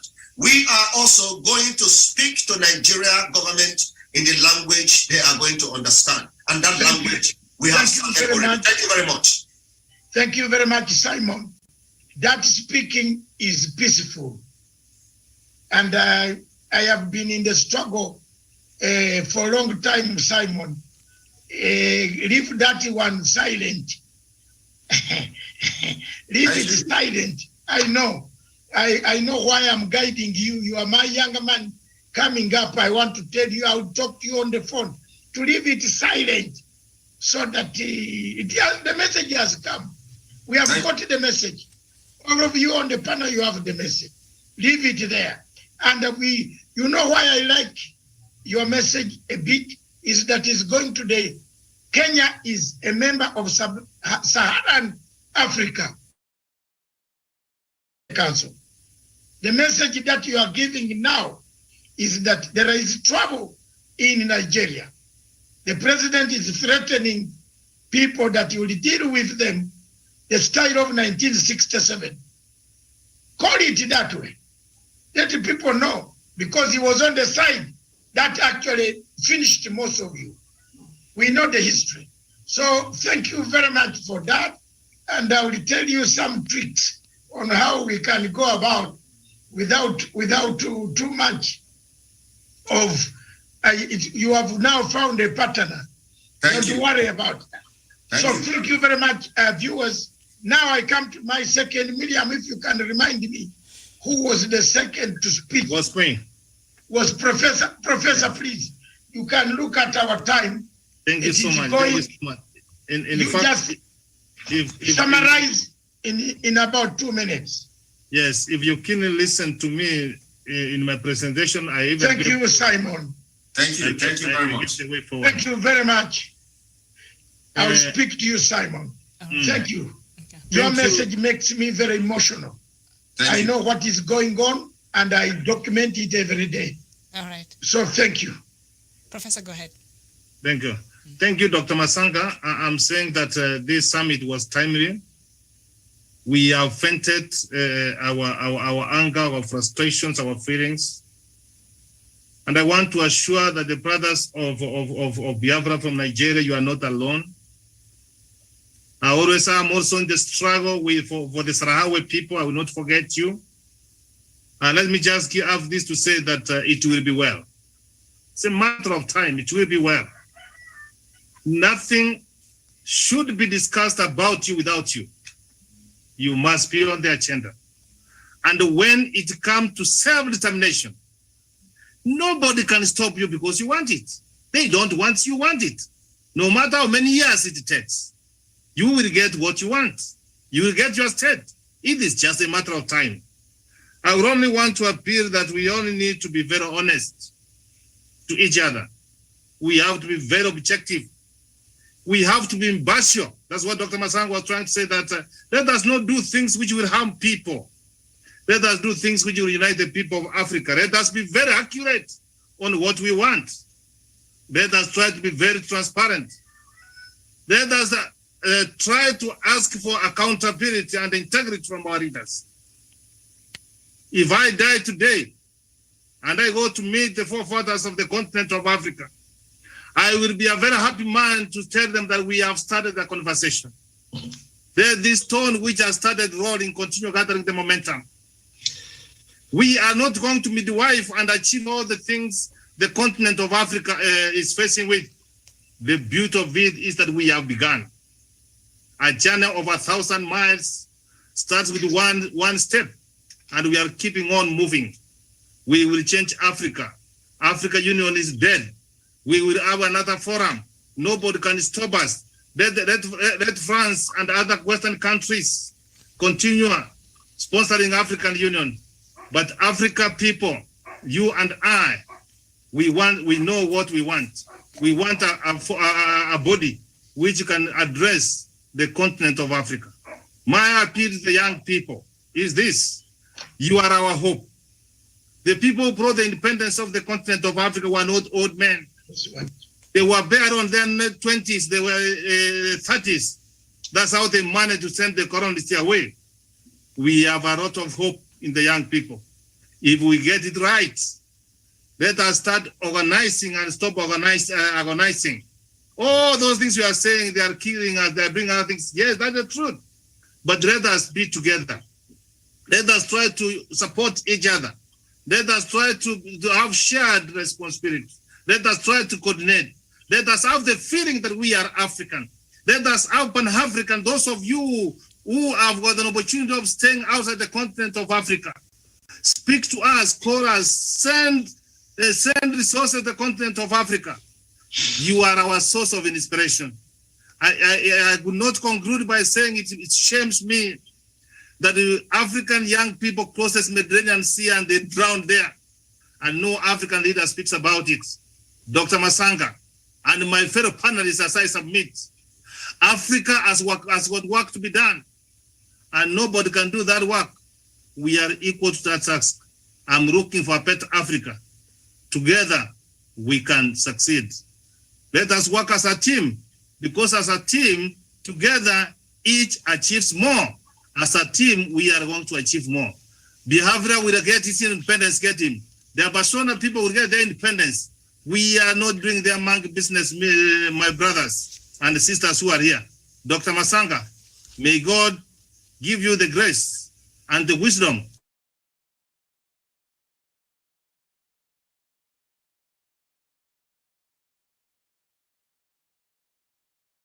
from the corona pandemic, that we need to organize ourselves.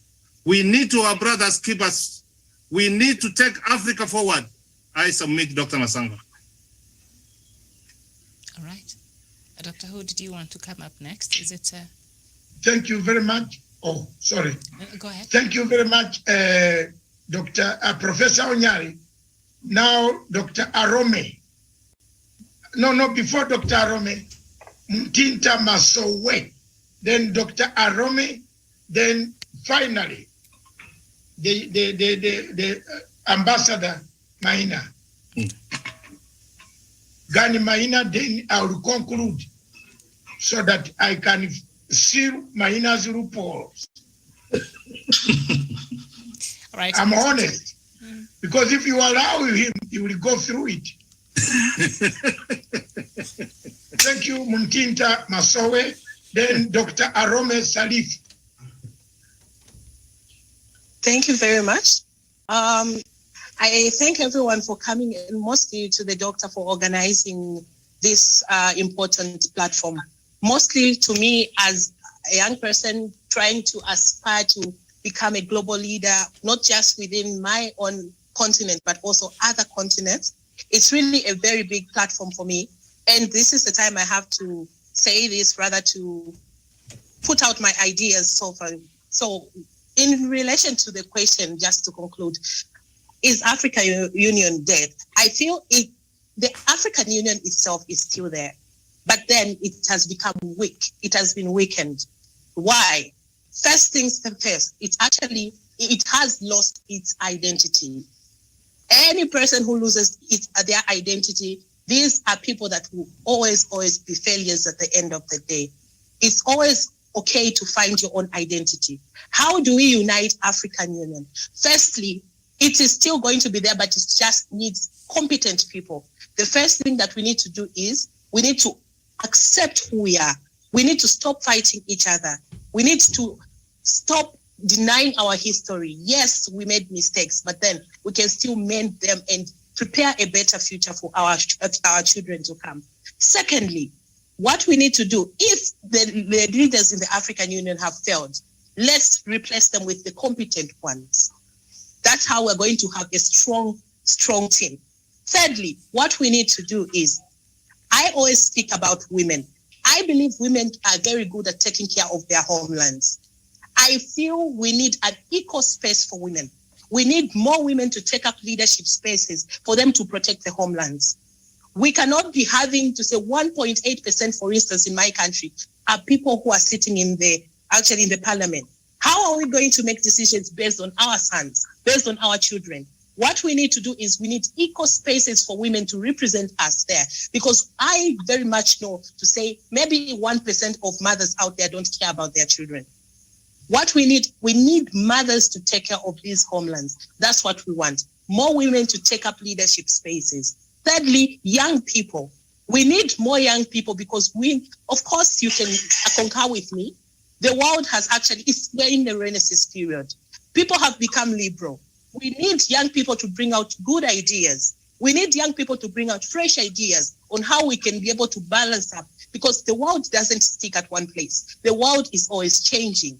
We have become internationalized, but let's not forget where we're coming from.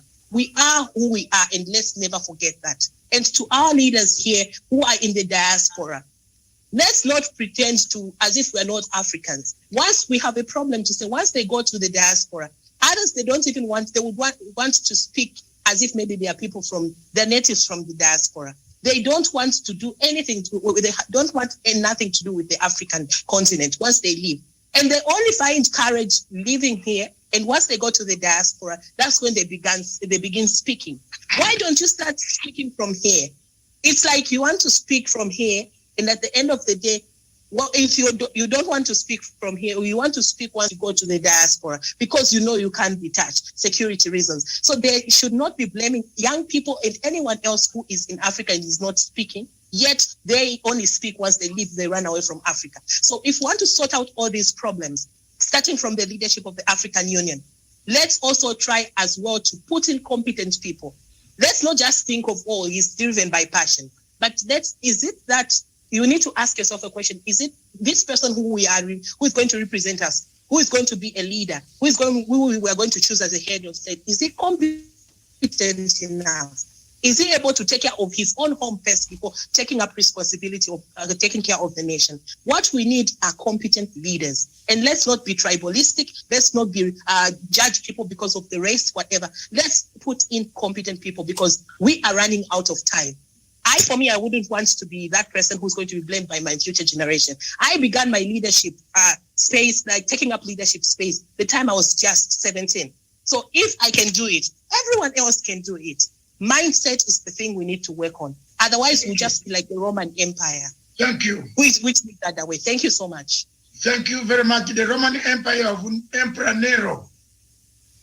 Mutinta, you remind me, Emperor Nero. I read it in and out. So, to be fair to ladies, Jocelyn, you have been consistent. And let's have another. Let's hear your summary. All right. Jocelyn, thank you, you Dr. have David. only 2 minutes. All right, great. I am stealing minutes from myself. Thank you, Dr. David, for the opportunity, for the platform as well, to for helping us, tell our story out there, which has been hidden for so long. I honestly agree with what the lady said, and also what Simon has been saying. For Africa to be free, we need to start from the grassroots. We need to actually go back to the drawing board. You understand? We've got what it takes to make a great Africa. We've got all it takes to make a great Africa, whereby the whole nation, other Western world, will actually look into Africa and say, yes, we did what we were supposed to do.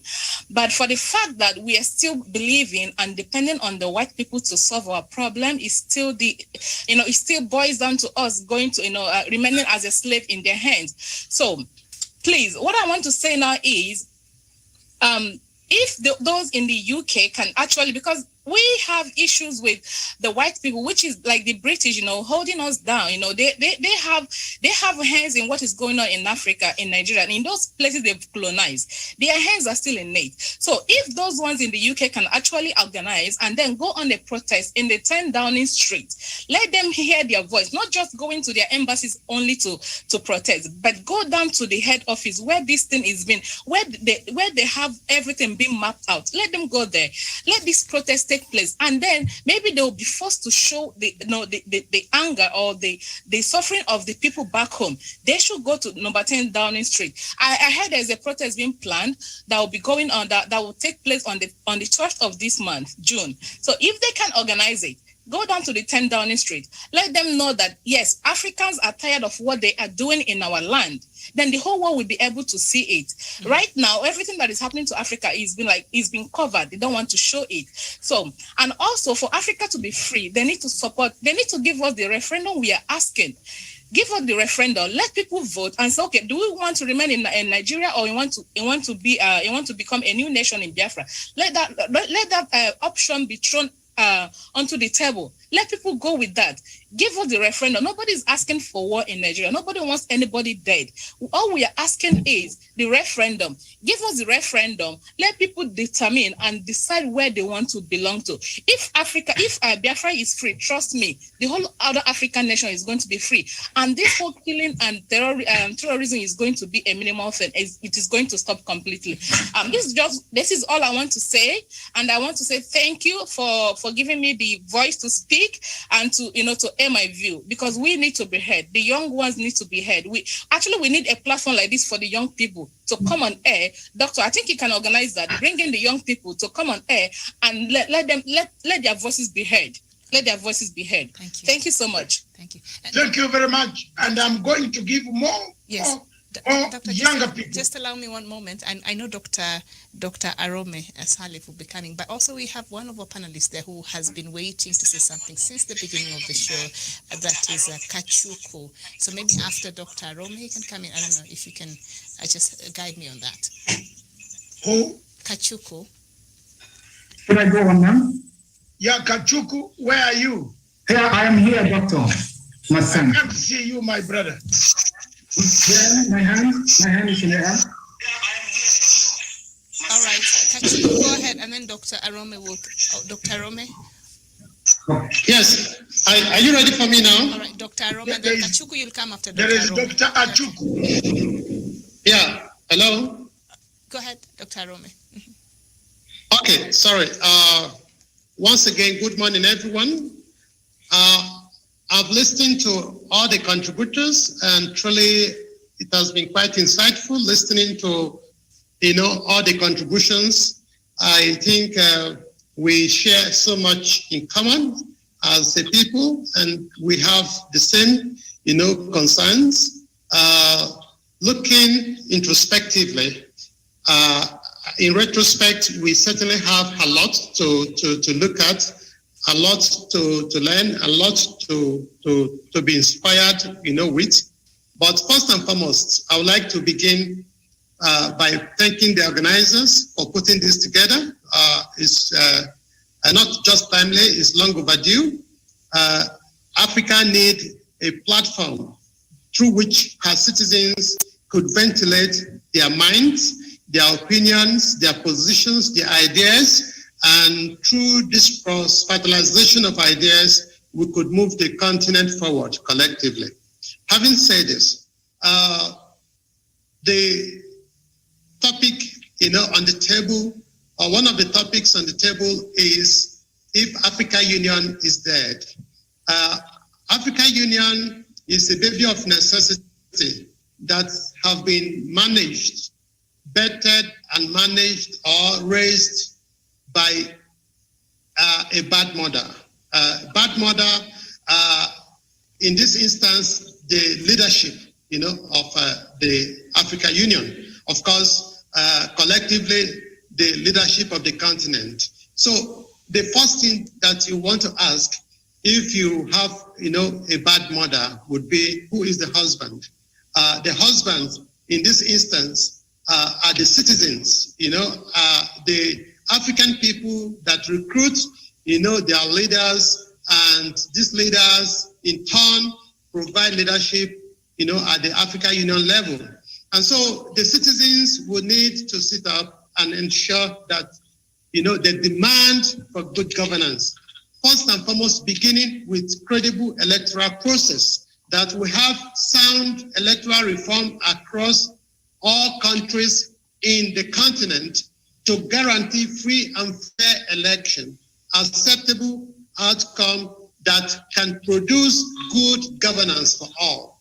We must push for this across every single country, that Africa is ripe enough to enjoy credible democracy.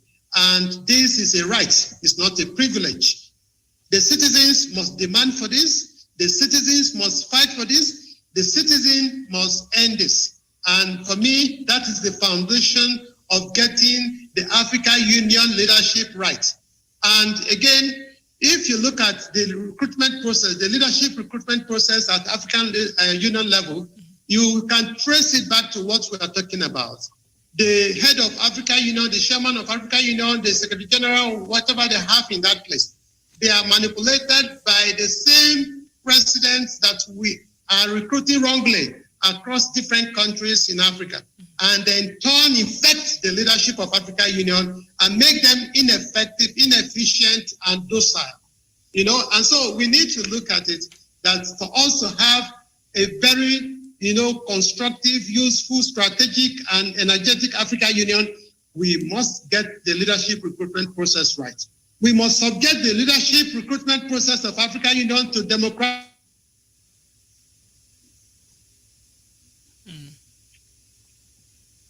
I seem to have suffered a bit of a technical hitch there from Dr. Arome, who was making very cardinal key points there on what is wrong with the African Union. In a quest to answer the question that we posed today, is African Union dead? Okay. Can you hear me, Doctor? All right. I hear you now. Dr. Arome, we seem to have lost him. Dr. Arome seemed to have been interrupted by the French. So they don't want him to make his point. But could we have African Union has got him off. I'm here, Michelle. All right, thank go you ahead. Go ahead. Thank you, Dr. Masanga, too, for this beautiful opportunity. And to all the speakers, I believe we are all here because we are stakeholders in Africa and because we want something good to happen. So I thank you all for coming. And we need a very big platform like CNN. The media has a lot to do in bringing Africa together. And we have always arrived at this point where people say, what can we do? What shall we do? Well, one thing we can all do, we must agree to this if we are truthful to ourselves, is giving Biafra a chance. Let us use it, let us say, as a kind of experiment. Let us try. Let everybody support Biafra. Let's go back to where we are, how we were, before anybody came to meddle up with what we had. This is my point. And I pray, too, that your punchline, Dr. Masanga, will grow very great, very large, and to be so powerful enough to have a voice like CNN and the rest of them, so that Africa can have a voice, at least in you and with you, without meddling in your affairs, without somebody controlling you with cash or any other thing. We pray that you be totally independent and conscientiously so. God bless you all. Oh, thank you. All right. Sorry, my network went off at the point. Yeah, but I don't know if I can. 1 minute, Dr. Arome. All right, thank you. Yes. All right, thank you so much. So I want to make this submission, and I think it's critical. I appreciate the struggle of my brothers and sisters in the southeastern part of the country, and we stand them in this struggle. The injustices and the unfair treatment, political, marginalization, all of these are regrettable, unacceptable, and we would fight along with them as long as the struggle is peaceful, as long as the struggle is cordial, as long as the struggle guarantees the safety and security of all citizens, including the southeastern citizens, because right now the fight in the zone does not guarantee the safety and security of the citizens of the southeastern part of the country. And I don't think that is fair, as a strategy. Now, there are a lot of constructive means to guarantee and ensure that the issues necessitating the agitation are properly and promptly addressed. For example, we are talking of restructuring as a country, and I think a lot of the key actors and many opinion leaders are agitating for reversal back to 1963 Constitution. And I think that is all back to as a country to get it right, because you cannot build something on nothing. We need to revisit the structural framework of the country. Once we get it right from that point, every other part of the country will get it right. I can tell you for free, I'm from Kogi State. I'm from a particular ethnic group called the Igalas. We don't have a governor. We don't have a minister. And yet it's the 9th most populous ethnic group in the country. Now, that is huge marginalization, if you ask me. But I would rather want to have a country where you are not judged or, participating in the country on the basis of your ethnicity, but on the basis of your citizenship as an individual, as a group. That way, we would continue to see ourselves as one.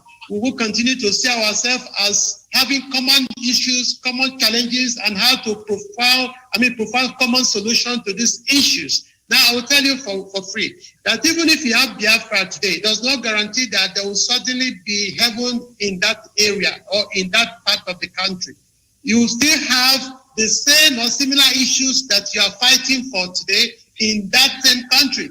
We used to have South Sudan, having to come up for South Sudan as a country, but that never guaranteed peace in South Sudan. We need to learn from history. That is not about having your own country that guarantees development of your people.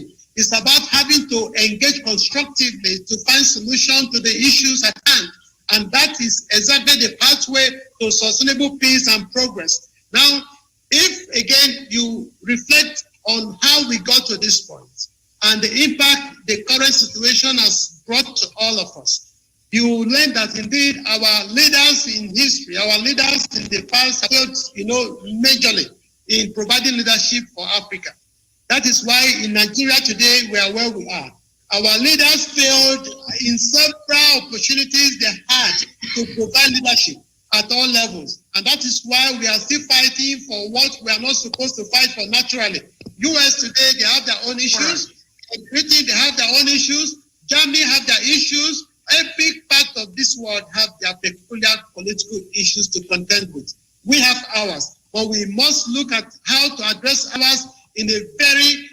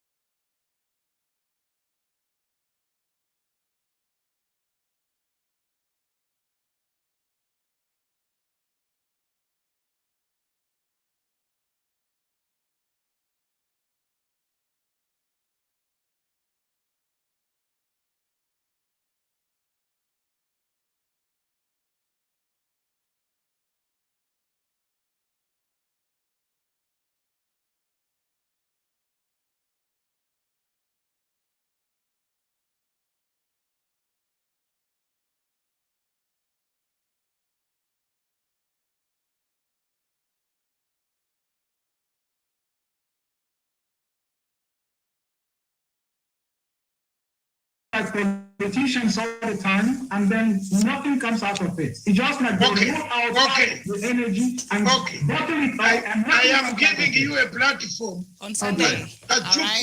I'm giving you a platform on Sunday. Doctor, don't forget to come on that. Okay. Thank you very much, ladies and gentlemen. Ambassador. Time is flying against us. I think we have Kusewe. Is it Kusewe? Yes. Kusewe is always very precise. 1 minute. Kusewa. Edward. Mr. Edward Kusewa. 1 minute. He's always precise.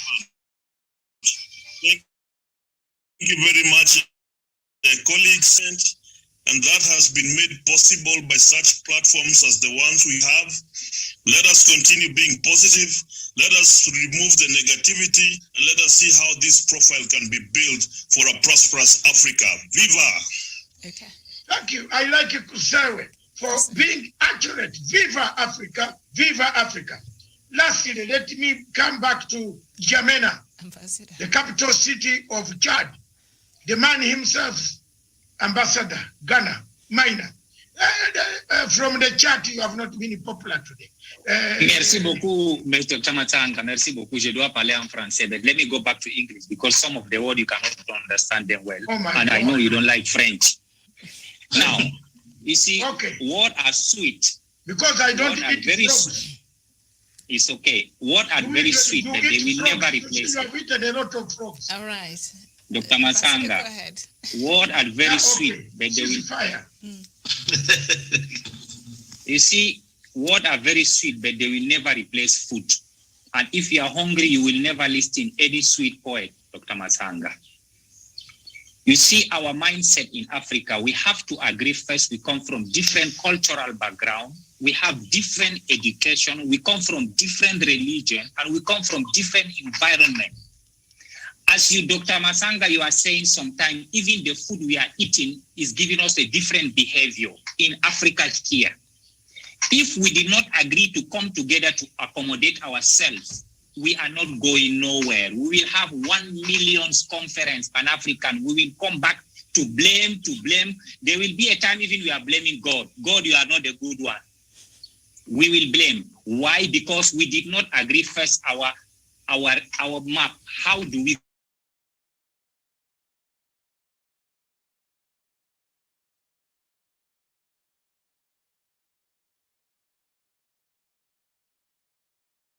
where we need to agree among each other.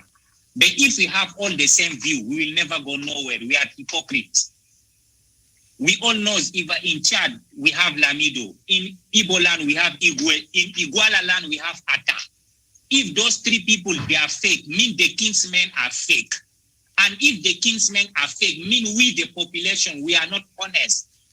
The Igbo people know. If the Igbo start to behaving funny, mean the kingsmen are wrong. Now we, the people, we are just talking.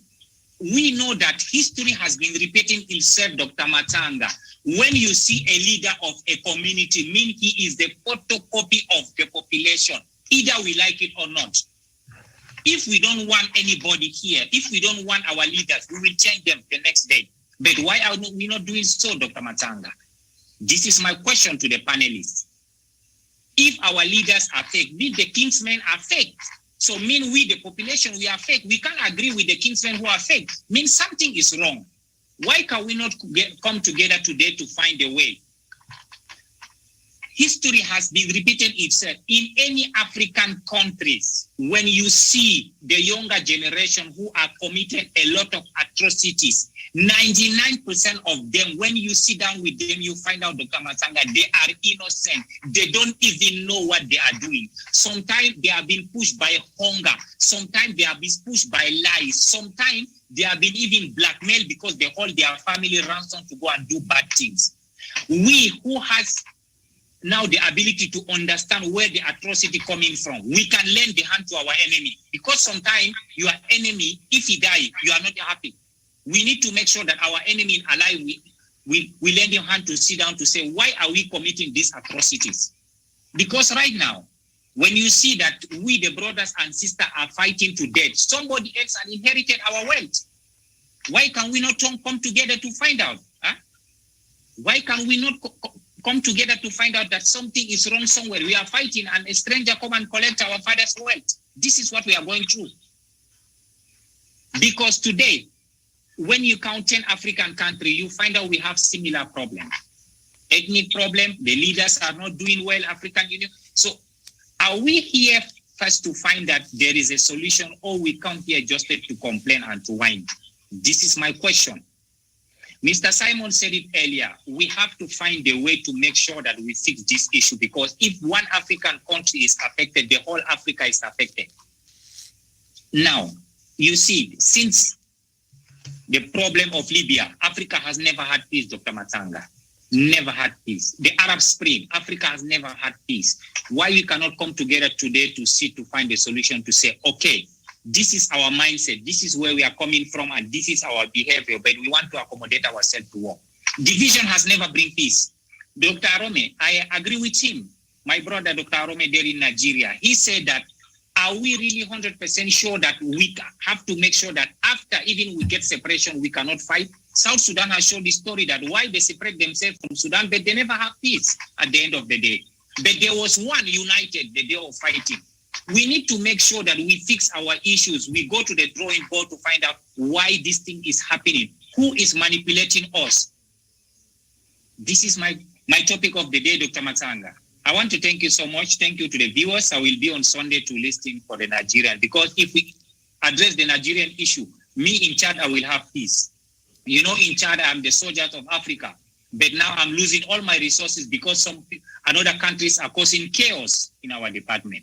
Thank you so much, Dr. Matanga. Okay, thank you very much, Dr. Ambassador Maina. Thank you very much, participants. Thank you very much, speakers. Thank you very much, onlookers. Thank you very much, those who have supported the people of Biafra, of Africa, of all the states in ECOWAS, starting from Gambia, Senegal, Sierra Leone, Togo, Ghana, Nigeria, Cote d'Ivoire, Ivory Coast, Mali, where army is changing uniforms from the toilet to the bathroom. Every day, they remove this, they do that, AU is watching.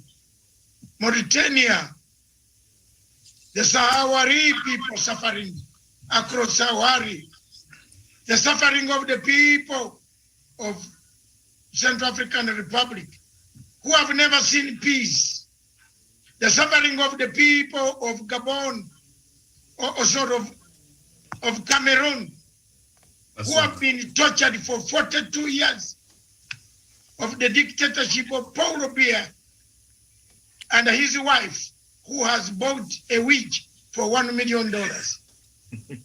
Did you know that Biya's wife, the wig is $1 million? And there are people, children in Cameroon who have no food. That's the life Africa has. Thank you very much for all expressing your views on this platform. I have gathered all the views, and before I forget, I want to tell you that leave your email address with Michelle. You will get the copy of all what we have talked. That is what Michelle does for me. All what we have talked here, she does it. She notes.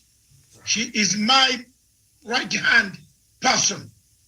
So Michelle will get all your notes, and we shall give you what we talked on this platform. Don't think it is a shouting a mess. The reverends, the fathers, the Dr. Arome. We also want to invite Nigerian diplomats, wherever you are. We don't care facing you face to face. Come on the television and face the people. All these people who are talking. are very, very good people. They are good Nigerians. They are good Biafrans. They are good Cadians. They are good Libyans, but they want to speak their mind. And I will give them the platform. I will not be threatened, cowed down by Buhari, telling people that he will show them the language. You think we don't also know the language?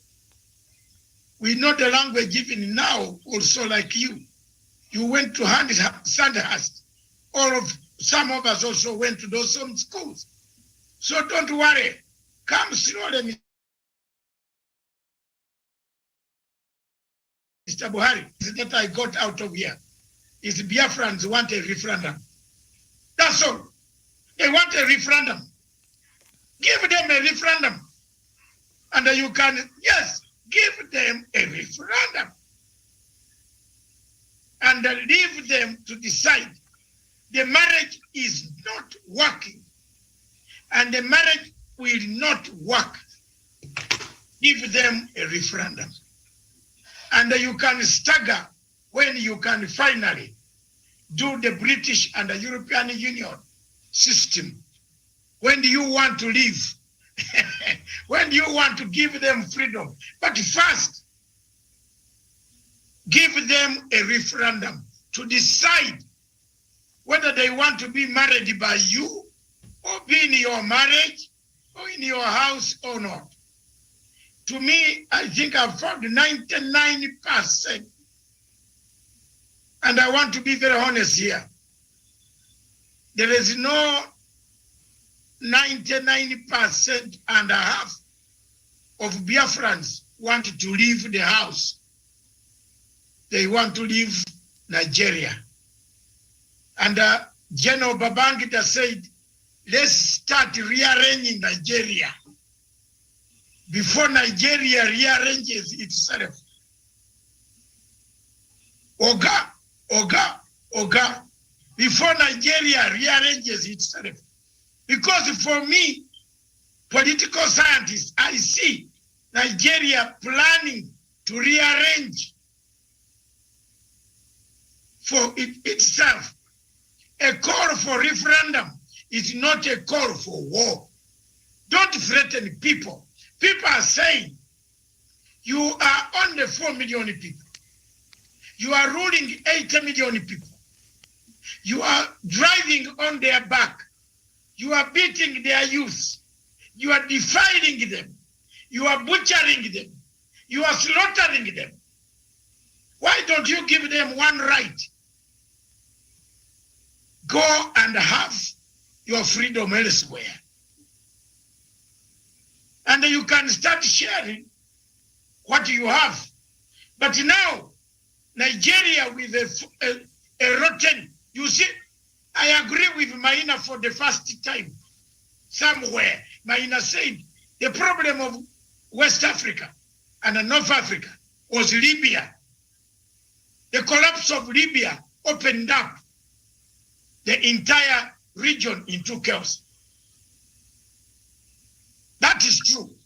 But the question of Nigeria, of Biafra, has been there for a long time, unsolved. And we have been counting on it. It is becoming a time bomb. A population of 80 million people in a house of 120. You can see where the problem is. In a house of 200 million people, 80 million are from Biafra. What will you do to them when the population explodes? Will you kill all of them? The world will be on your doorsteps. Mr. Buhari, AU, finally, ladies and gentlemen on the panel, from Zambia, from Harare, from North Africa, Egypt, from West, in Sierra Leone, in Senegal, in Ghana, in Guinea-Bissau, Guinea-Conakry, in Morocco, Rabat, in Mauritania, Mali, in Central African Republic, Chad, in Cameroon, the Ambazonia, in Gabon, in Togo, East or West, all of us know African Union is dead. Africa is divided into French-speaking, frog-eating operators, and we English-speaking people. You saw it in Parliament. Didn't you see in African Parliament in South Africa? How many of you have seen that clip? I think all of you have seen that clip where African Parliament, MPs from the whole Africa, they were fighting in Parliament because the French-speaking Africa wanted to take the presidency for the 5th time. Is Africa Union alive? The answer is no. Where are the guidelines of African Union? I want to leave you with two questions. As you go back to your capitals, as you go back to Abuja or Enugu or Onitsha, as you go back to Finland, Britain, America, wherever you are, what can you do now to revive African Union? What can you do to create a renaissance? Europe went through a revolution. Can we also, amongst us, in the final end tally, we shall come up with leaders. And I want those leaders. That's why we want your emails. So leaders will come up and come up with a Maputo declaration or Nairobi declaration or Harare declaration or Addis Ababa declaration. They are leaders or Kampala declaration. They are leaders ready to help. Or Kigali declaration. Believe me or not, someone in Africa is listening. There is something going on which is very wrong. If we don't treat it now, it's gonna explode and become very big. That the youth are growing uneasy about so many things that most of the African countries might have upheaval. If we don't solve it now, then we are to blame. So finally, I want to take this opportunity to thank all of you. From Maina.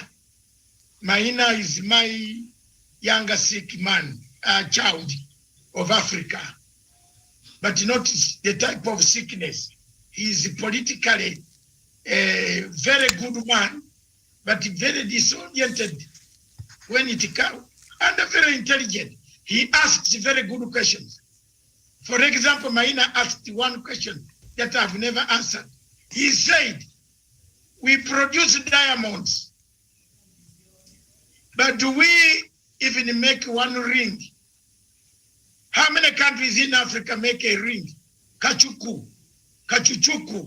Do you make, is there a factory in Nigeria that makes rings? Diamond rings. Mana should ask his folks. You see, there is no factory in Africa that makes these rings that every woman wants to wear or every man wants to show, so that another man cannot grab you or another woman does not grab you. Do you make rings in Africa? No. But we produce diamonds, then export diamonds to Belgium or to London. Then London cuts rings for Africa to wear. Isn't it a shame? Go home, challenge it that way. Nigeria produces crude oil, but every time I go to Lagos, I have to take off my suit and then remove the tie, because by the time I arrive in Hilton or Sheraton, one of those hotels, from the beach down here to reach the conference hall, you are sweating from the leg up to the hair, because there is no petrol, there is a jam. Nigeria produces oil, but there is no refined fuel at the petrol station. Isn't it a shame?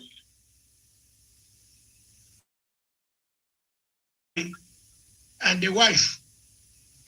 You know, he has a lot of wives. I don't know which one is which. The other time, someone was trying to help him.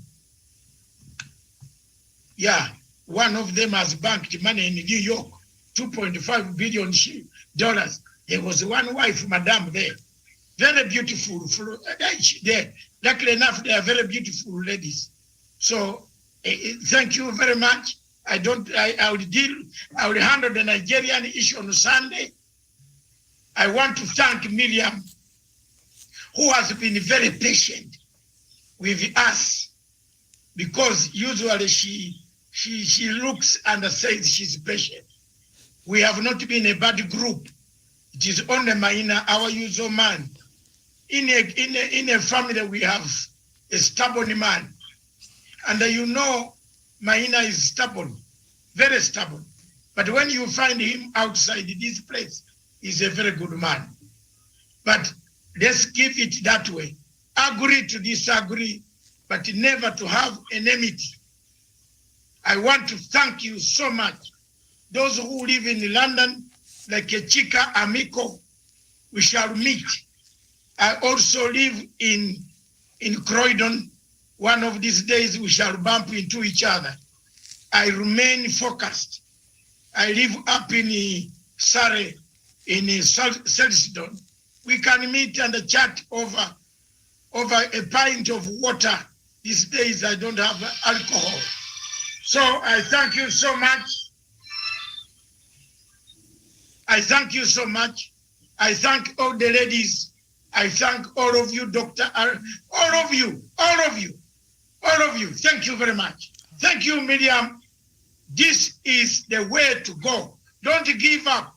Even if I'm not here, one of you should take the mantle and continue preaching. Continue a peaceful way. Let's engage peacefully. As Dr. Aroma has said, don't engage badly, engage peacefully. Let's tell Buhari we want a referendum. We are not wanting a war. Buhari wants to take us to a war, but we shall not go there. Let's make our case in African Union, UN, EU, Commonwealth. It is going to be in Kigali. I am going to arrive in Kigali to confront Mr. Buhari. Kigali, Rwanda, I'm coming. And you know you can't stop me. Me and Kagame, we are friends. We were in the battlefield together. You will not stop me entering Rwanda. I will confront you, Your Excellency, and ask you one question. Why are you killing Igbo people? You have no right to kill people. These guys want a referendum. Give them. And then you stagger when they can leave. And then your term of office expires. You leave the problem to the next president. You will even have a legacy. I am teaching Mr. Buhari some politics here. If I were Buhari now, I would give the Biafran people a referendum. Then stagger it to get results and give them results in 2027 for them to leave when you have arranged everything. You will leave a name, but at the moment I don't think Buhari is going to leave a name. He has no right to kill people. The Fulani people have no right to kill each other. This platform advocates for unity of African integration. But I want to make it very clear that Africa cannot integrate when some tribes are bleeding. Can we integrate when other people are bleeding? How? How? Ambazonians are bleeding. Biafrans are bleeding. Central Africans are bleeding. Libyans are bleeding. Somalis are bleeding. Mozambicans are bleeding. Democratic Republic of Congo are bleeding. Can we unite, integrate when we are bleeding? The answer is no. And therefore, The answer is no, Mr. Buhari. We are advocating for African unity, but unity without diversity, unity without calling others, without telling others to leave Abuja and go home. How do you tell a Nigerian who paid money to build a capital city, Abuja, to go home? I have been in a hotel in Nigeria where someone was telling another one, go home. Because he's Igbo. He was told to go home. Where is your home in Nigeria? Isn't it Abuja your home? No. Thank you very much, Miriam. All right. Thank you, Africa. Thank you very much, all of you again.